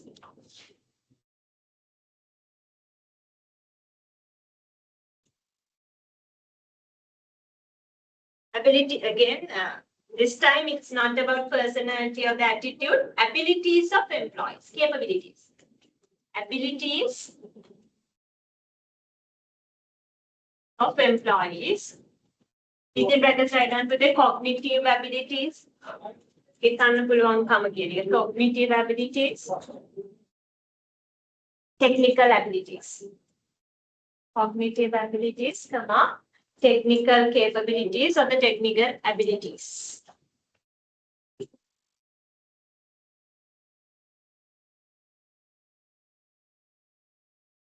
Strategies.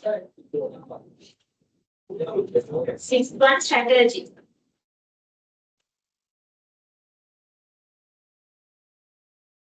Then write down different ways of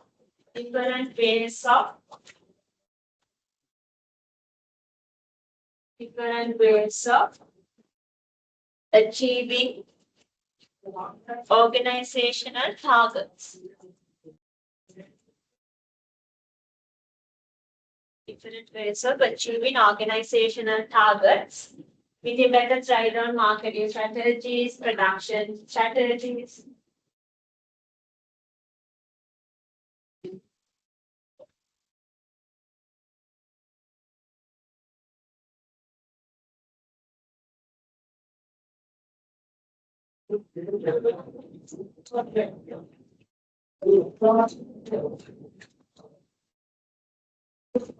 Then put the write down final one, shared values.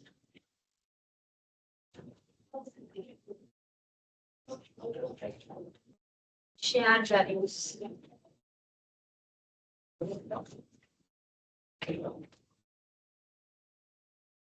Write down some examples with the employee well-being. Employee well-being. Customer satisfaction. Integrity. Write down few common values.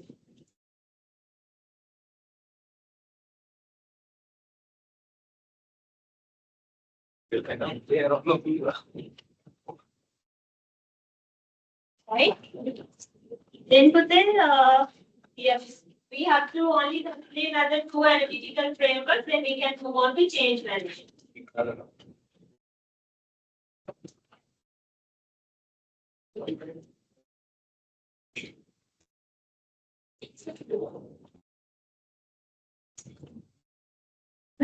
In the classification, you all have written something named as resource-based view, right? Go through the classification and see where you have written it, under which environment. Resource-based view. If you want to go with it, come and I'm already in the park. Come and go get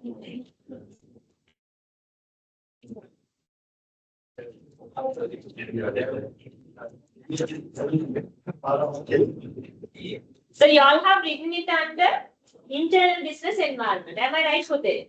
It's another analytical framework that we can use to analyze internal business environment. Especially for that, this is this analytical framework focuses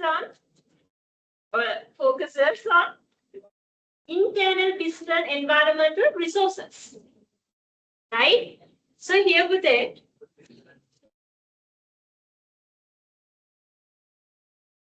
go through this framework and try to understand this, then I will explain the importance of this analytical framework.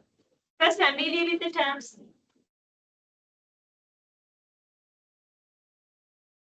The important part is this VRIO resources. I will explain what are these VRIO resources. You can see that like it mainly focuses on the resources of the organization. You know, if we consider any business organization, every day I'm like highlighting this. It has an ultimate objective called profit maximization, right? So that is the ultimate objective. So then when they're analyzing how can they achieve this profit maximization, it is through achieving competitive advantages, right? That means that if they want to maximize profit, they need to compete over their competitors, right? So then only they can attract more customers, right? When they are thinking about achieving competitive advantages and maximizing this so-called profit, they have to pay attention to two things.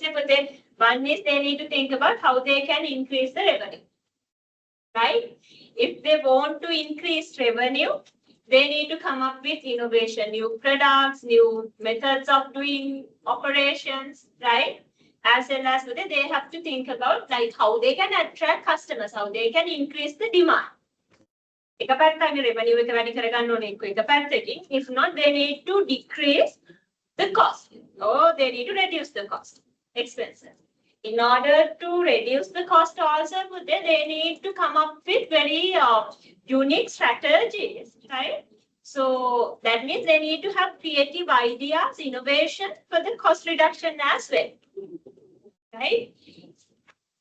My point, what I want to explain here is, if an organization wants to achieve competitive advantages through increasing revenue or decreasing expenses or the cost for them, they need to pay high attention on the resources, right? Resources වලින් කරන්න පුළුවන් දේවල් ටික හොඳට analyze කරන්න පුළුවන්. කොහොමද increase කරගන්නේ revenue එක, කොහොමද decrease කරගන්නේ cost එක කියන එක, right?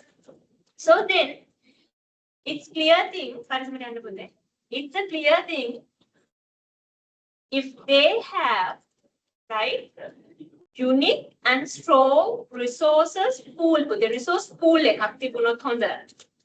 then it's something like it's providing a support to the organization to achieve competitive advantages, right? So here there's something called this classification. You know that there are tangible resources, intangible resources. Tangible in the sense the resources that we can touch. Intangible in the sense is intellectual property, right? So the resources that we cannot touch, right? Even goodwill, right? So those are intangible resources for the assets.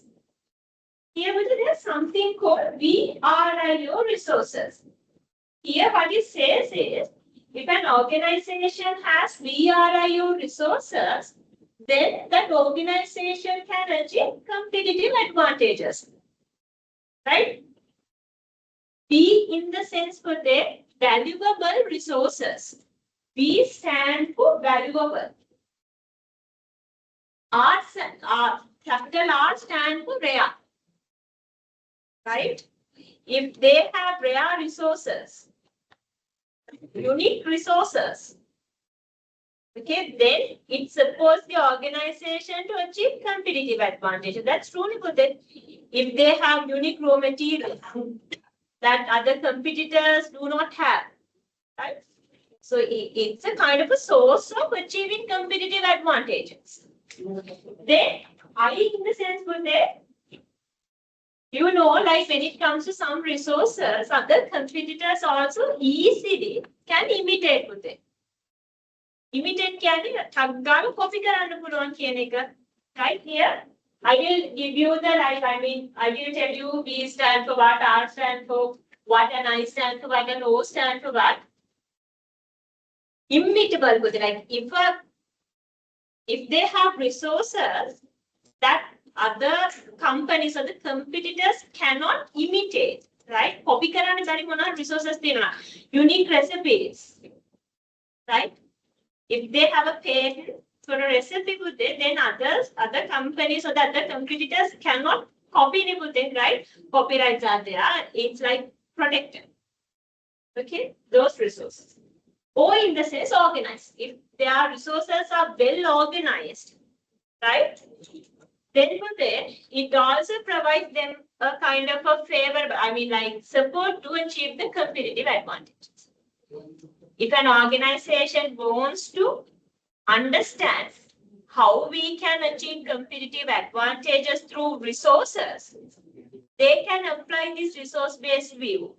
In the resource-based view, what they do is they clearly understand, critically analyze their available resources, and they try to figure out whether they have valuable, rare, immutable, and organized resources.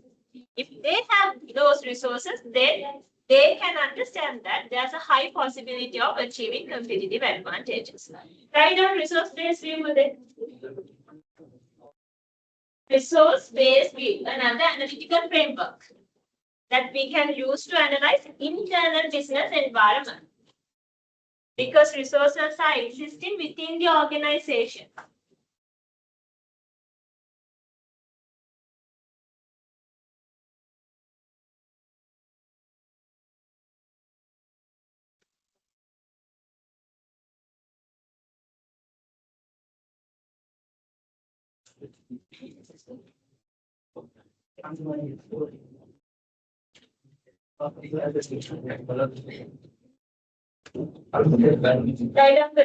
Write down a small para. This framework, write down a small para. This framework focuses on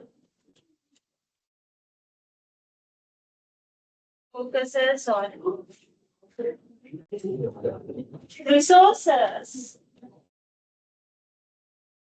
of the organization.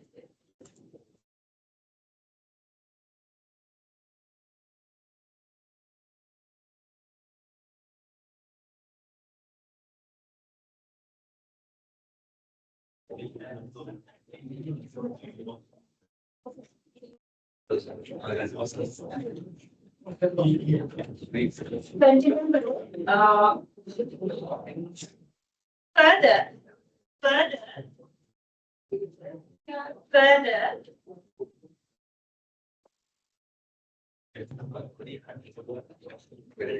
it tries to understand, it tries to identify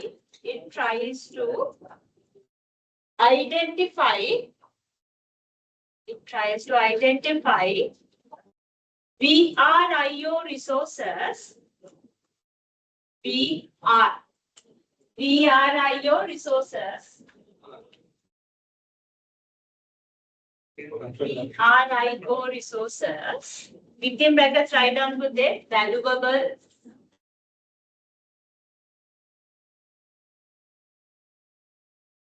I'm like giving you the meaning of VRIO.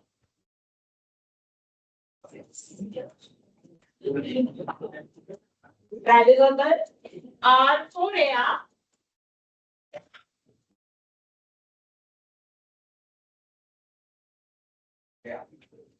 R for rare. Then put the immutable. IMITA.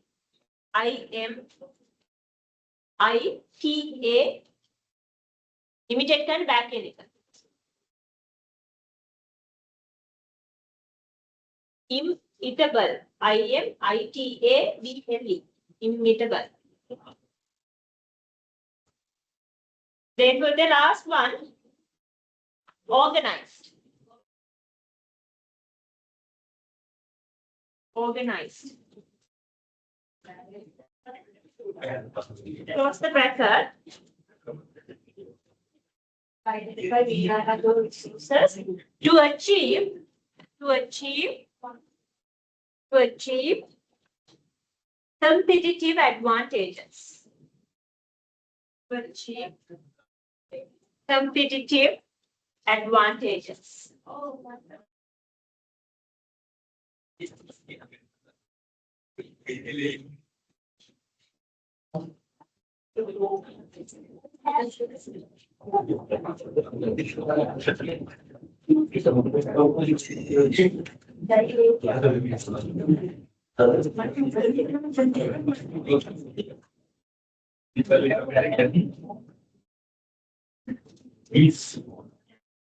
Right, okay with it.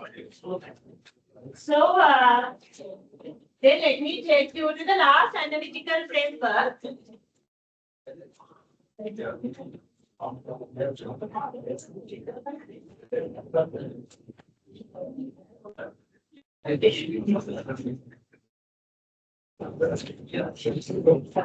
Write down the topic for this is the name of the analytical framework. Then I will explain Porter's value chain. You all have written this under the classification. Porter's value chain. Porter's value chain. Porter's value chain. Take 1 minute and go through this today. There are primary activities, there are supporting activities.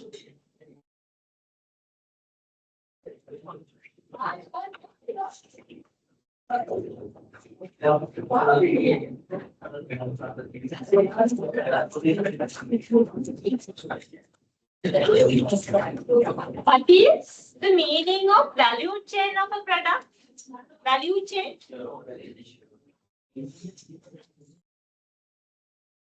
What do you think with it? What is the meaning of value chain?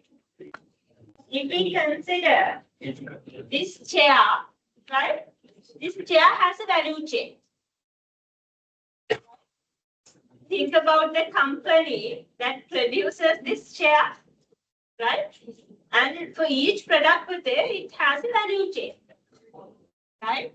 Even like there can be some organization which are providing services. Service organizations also, they have something called value chain. In order to, if we consider this chair, in order to make this chair from the raw material status to this finished good status, right? They have gone through different steps with it, right? They have added different values to this particular chair. When we consider the raw material status, there's no value anymore, it's just about raw material. Then we need to convert them into finished good. When conversion process again, there are different value added points, right? So first they check the quality, then they assemble these different subcomponents, then they finish the product, right? Then they package, right? So then they engage with marketing activities. Sometimes they have to provide the after-sales services, right? Adding different values to the product, right? Value chain. So here with it, imagine if an organization wants to understand its internal business environment, right? When they want to go with the change, right? And when they want to understand, in order to go with the change, they need to understand the internal environmental aspects. For that, they can use this value chain, Porter's value chain, because here it covers all the functions related to organization, right? Main functions, primary activities and the secondary activities. Here, these are the activities directly involving delivering the service or delivering the plan, right? Inbound logistics in the sense with the name, transportation and warehousing part of the raw material. Inbound logistics, the meaning of inbound logistics, transportation and the raw material part of the raw material, transportation and warehousing part of the raw materials. Operations in the sense production, right? Manufacturing or the delivering the service.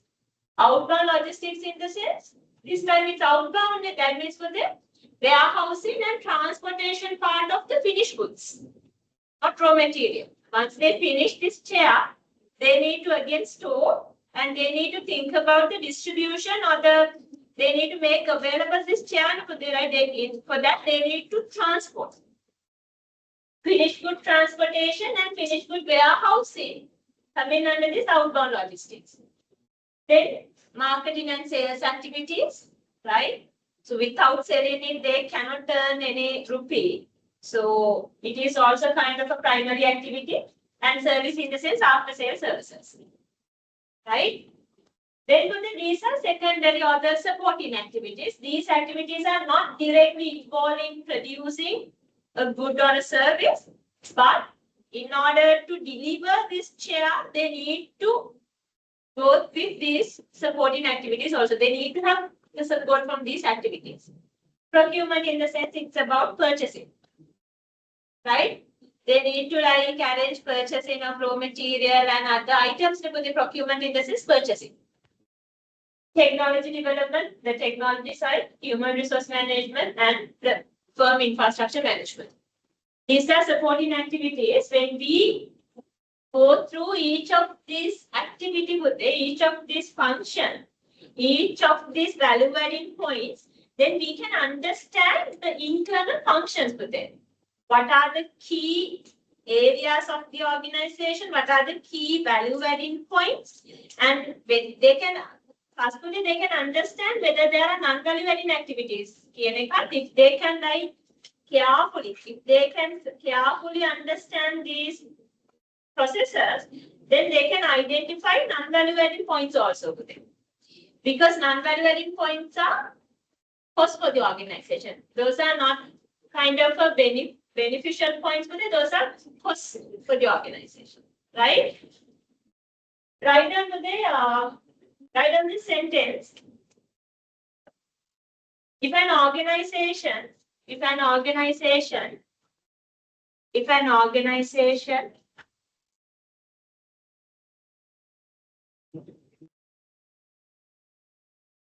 wants to understand, if an organization wants to understand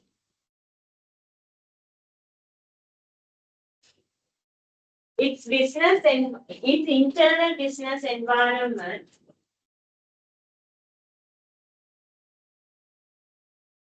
they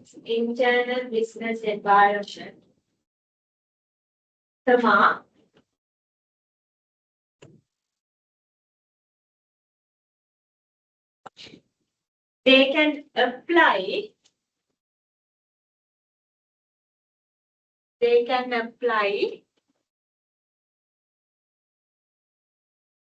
Porter's value chain. Porter's value chain.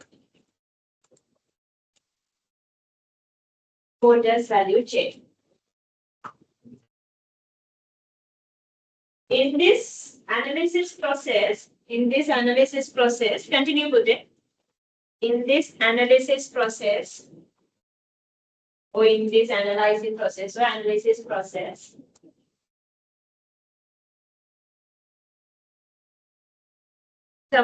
organizations try to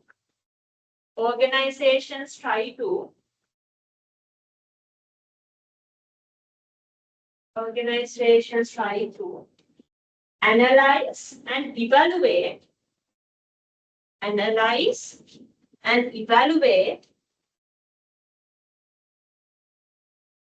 each business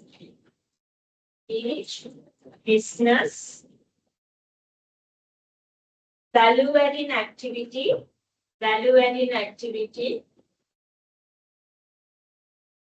each business value adding activity involved in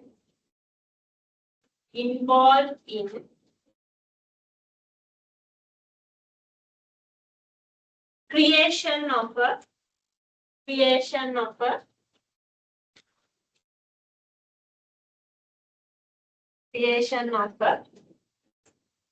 finished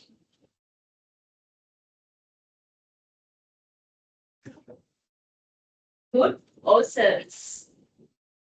Finished good or service.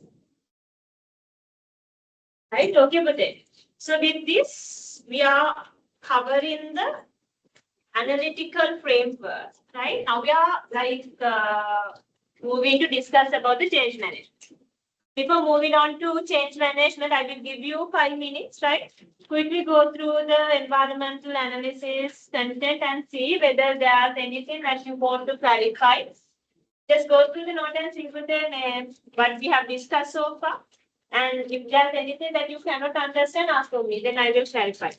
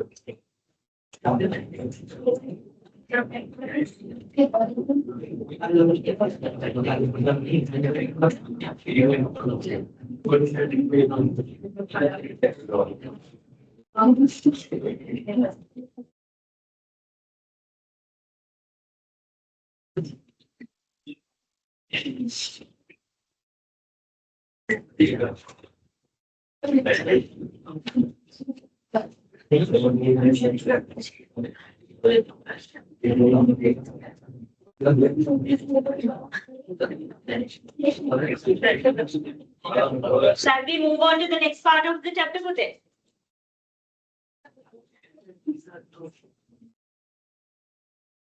Yes, for this. Stop talking. The title is Planning Approaches in Turbulent Organizational Environment.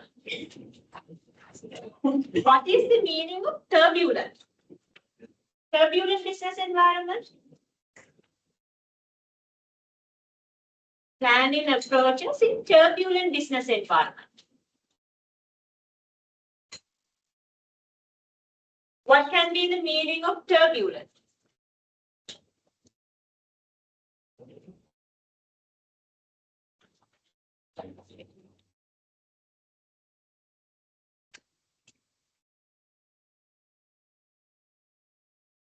Boys, what do you think? Turbulent?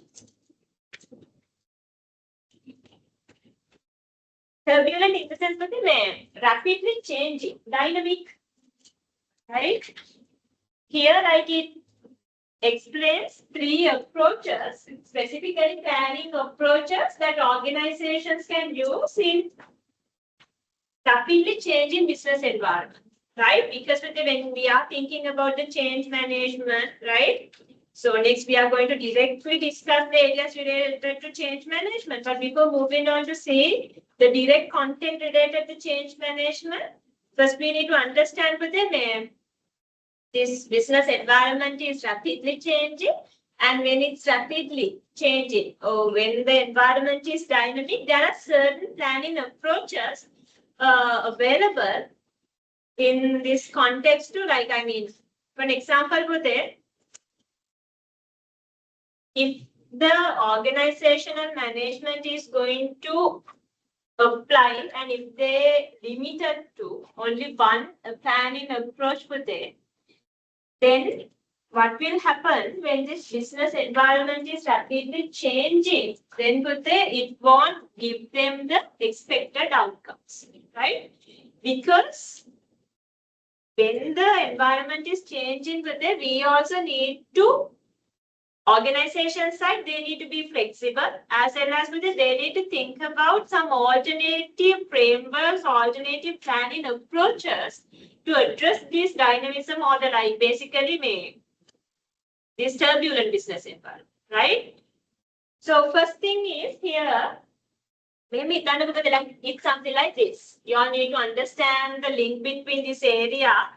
I mean, like, after understanding business environmental analytical frameworks, we are going to discuss something called planning approaches related to or planning approaches that we can use in turbulent business environment. The reason why we are learning these 3, right? When an organization is operating in a turbulent business environment, that means when the organization is operating in a rapidly changing business environment, they cannot limit to one planning approach, right? If they are going to limit to one planning approach, if that particular planning approach is not a flexible one for them, then they will face lots of negative consequences or the repercussions. In order to avoid that unfavorable side of planning, right, the organization can consider these types of planning approaches also. Because if we consider these three planning approaches focus on the changing environment. It's like based on like it's assume, okay, this business environment will change and then they prepare the plans, right? First one is there's something called contingency planning. Contingency planning in the sense, the meaning of contingency is situational planning. That means for that, based on the situation, they have to change the plans, right? They need to have alternative plans, right? First, I will explain this contingency planning, then I will move on to discuss other two, right? First, read this, then I will give you an example. First, read this. First, read and see the meaning of contingency planning. Then I will give you an explanation.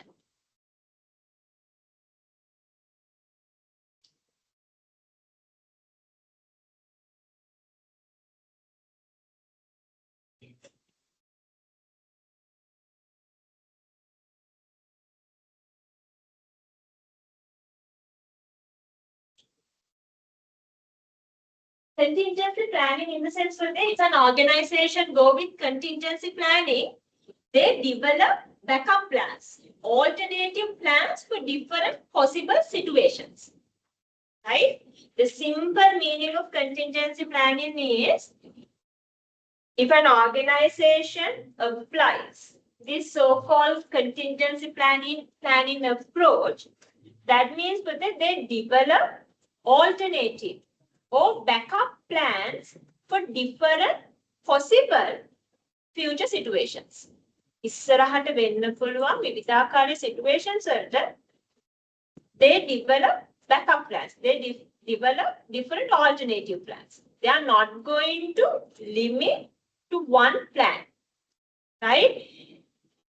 For an example, imagine whether the organization is a kind of an organization which is selling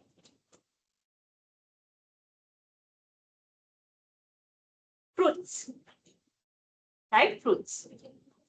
So then for that, when it comes to the environmental changes, seasonal periods, right? They need to experience different situations related to their demand, right?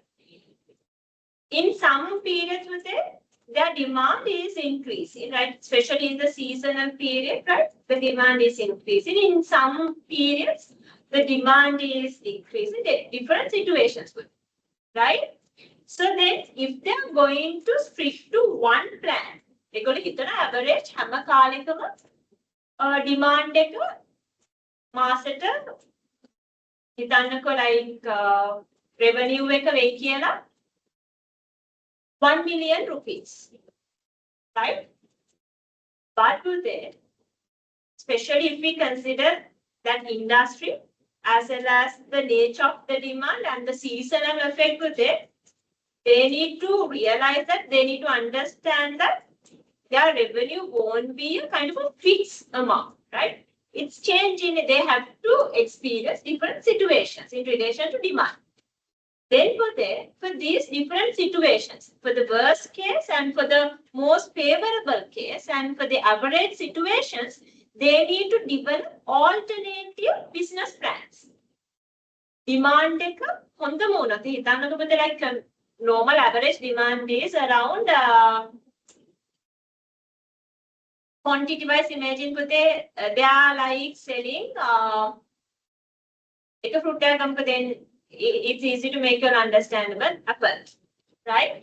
The monthly demand, average monthly demand is 1,000 quantity, that means 1,000 apple, right? Then for they have to prepare plans for all the situations. They have to consider all the environmental changes, then the seasonal effect, right? Everything they need to consider. They need to have different situations. They need to develop different situations. They need to develop a plan for the most favorable situation, most worst situation, right? Imagine for the most favorable when if the demand is increasing up to 2,000 number of apples per month, right? A situation negative face they develop a plan. And the worst case can be like it's only 200 apples per month. මොකක් හරි හිතන්නකො climate change එකක් වෙලා import කරන්න ප්‍රශ්නත් එක්ක මිනිසුන්ගේ income එකේ කියන්නේ inflation rates උත් එක්ක so it can be reached up to 200 units of apples. Right? But that particular situation also they are developing a backup plan. Right? Contingency planning, situational planning. Right? Write down the topic. Planning approaches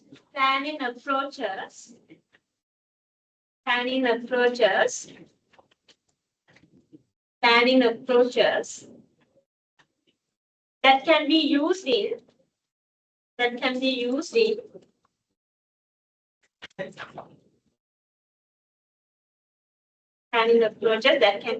in rapidly changing business environments. Rapidly changing business environments.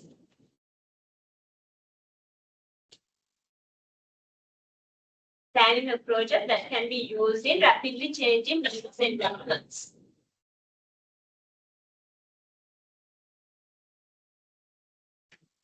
First one, contingency approach. Contingency approach.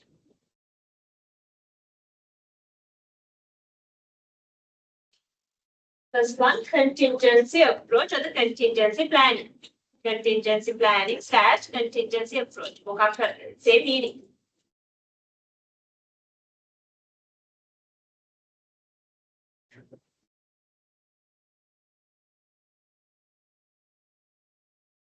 This approach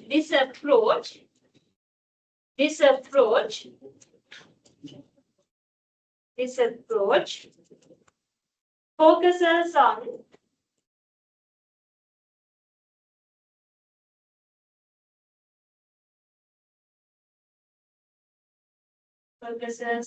developing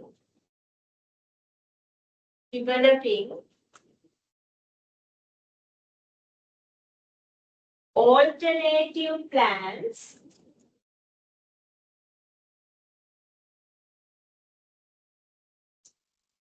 for different situations, for different possible situations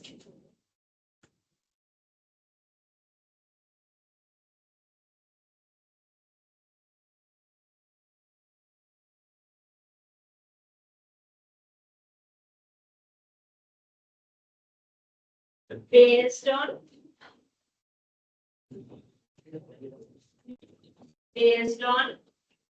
past experiences. Based on past experiences.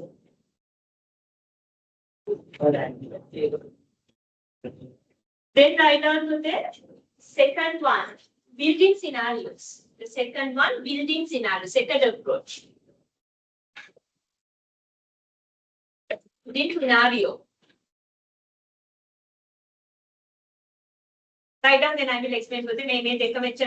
They will be like very easy to understand. Write down. Building scenarios.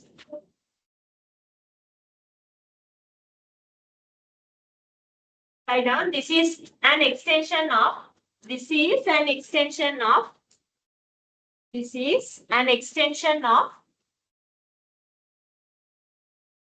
contingency planning approach. Contingency planning approach.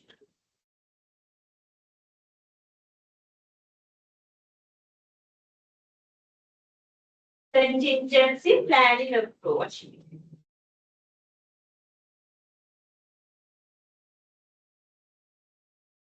Full stop. This planning approach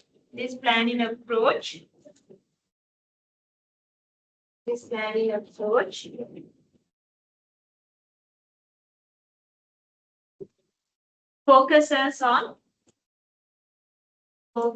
on both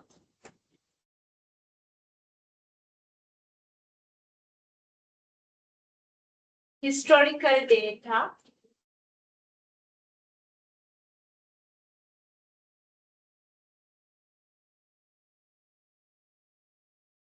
we can let us write down to the past experiences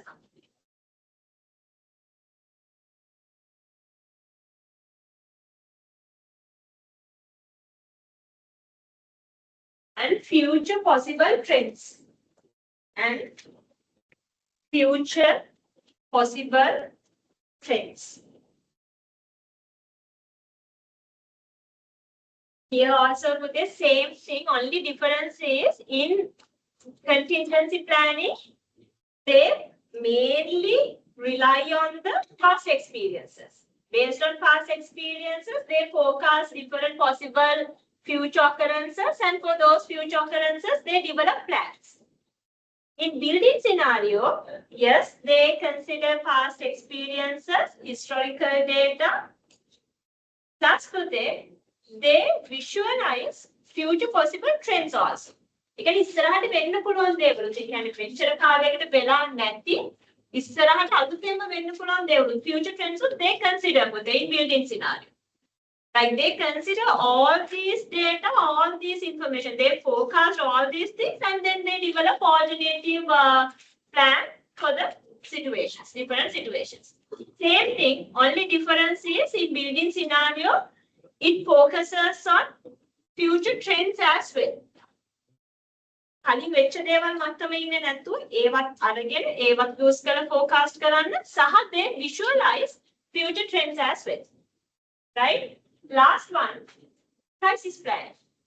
Write down the last one, crisis plan.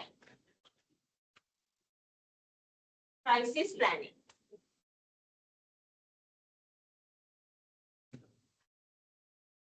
This is all about developing plans to face crisis situations, right? It's like it mainly focuses on the crisis situations. Natural disasters, right? Flood situations, okay? Then pandemic situations. So they consider possible crisis situations and they develop alternative plans to face those crisis situations. That's the meaning of crisis planning. Write down for the crisis planning. මෙතනදී focus කරන්නේ තනිකරම only crisis. Right? This approach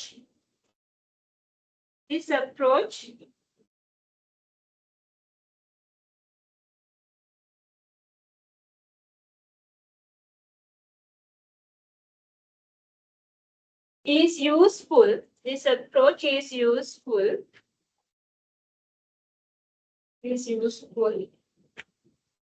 for the crisis situations. Is useful for the crisis situations.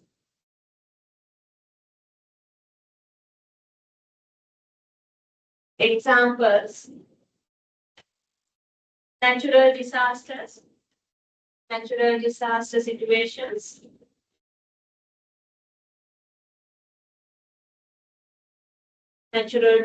situations,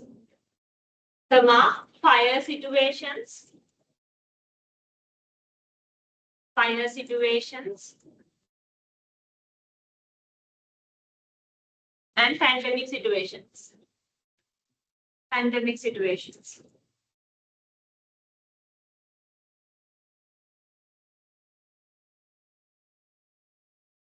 Right, okay. So then with this, I guess it's better to stop because with the next area is change management, right? So there are certain processes, right? We have to discuss. Now you all are not in the mood to capture those things, right? I can see how your moods are shifting from more to this point, right? In that case, I will stop the session from this point. Next week we will start with change management. Just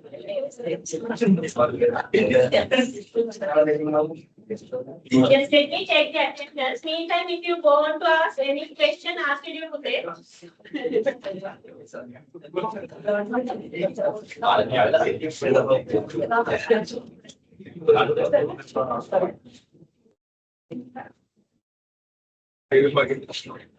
you all start individual assignment? Because very few.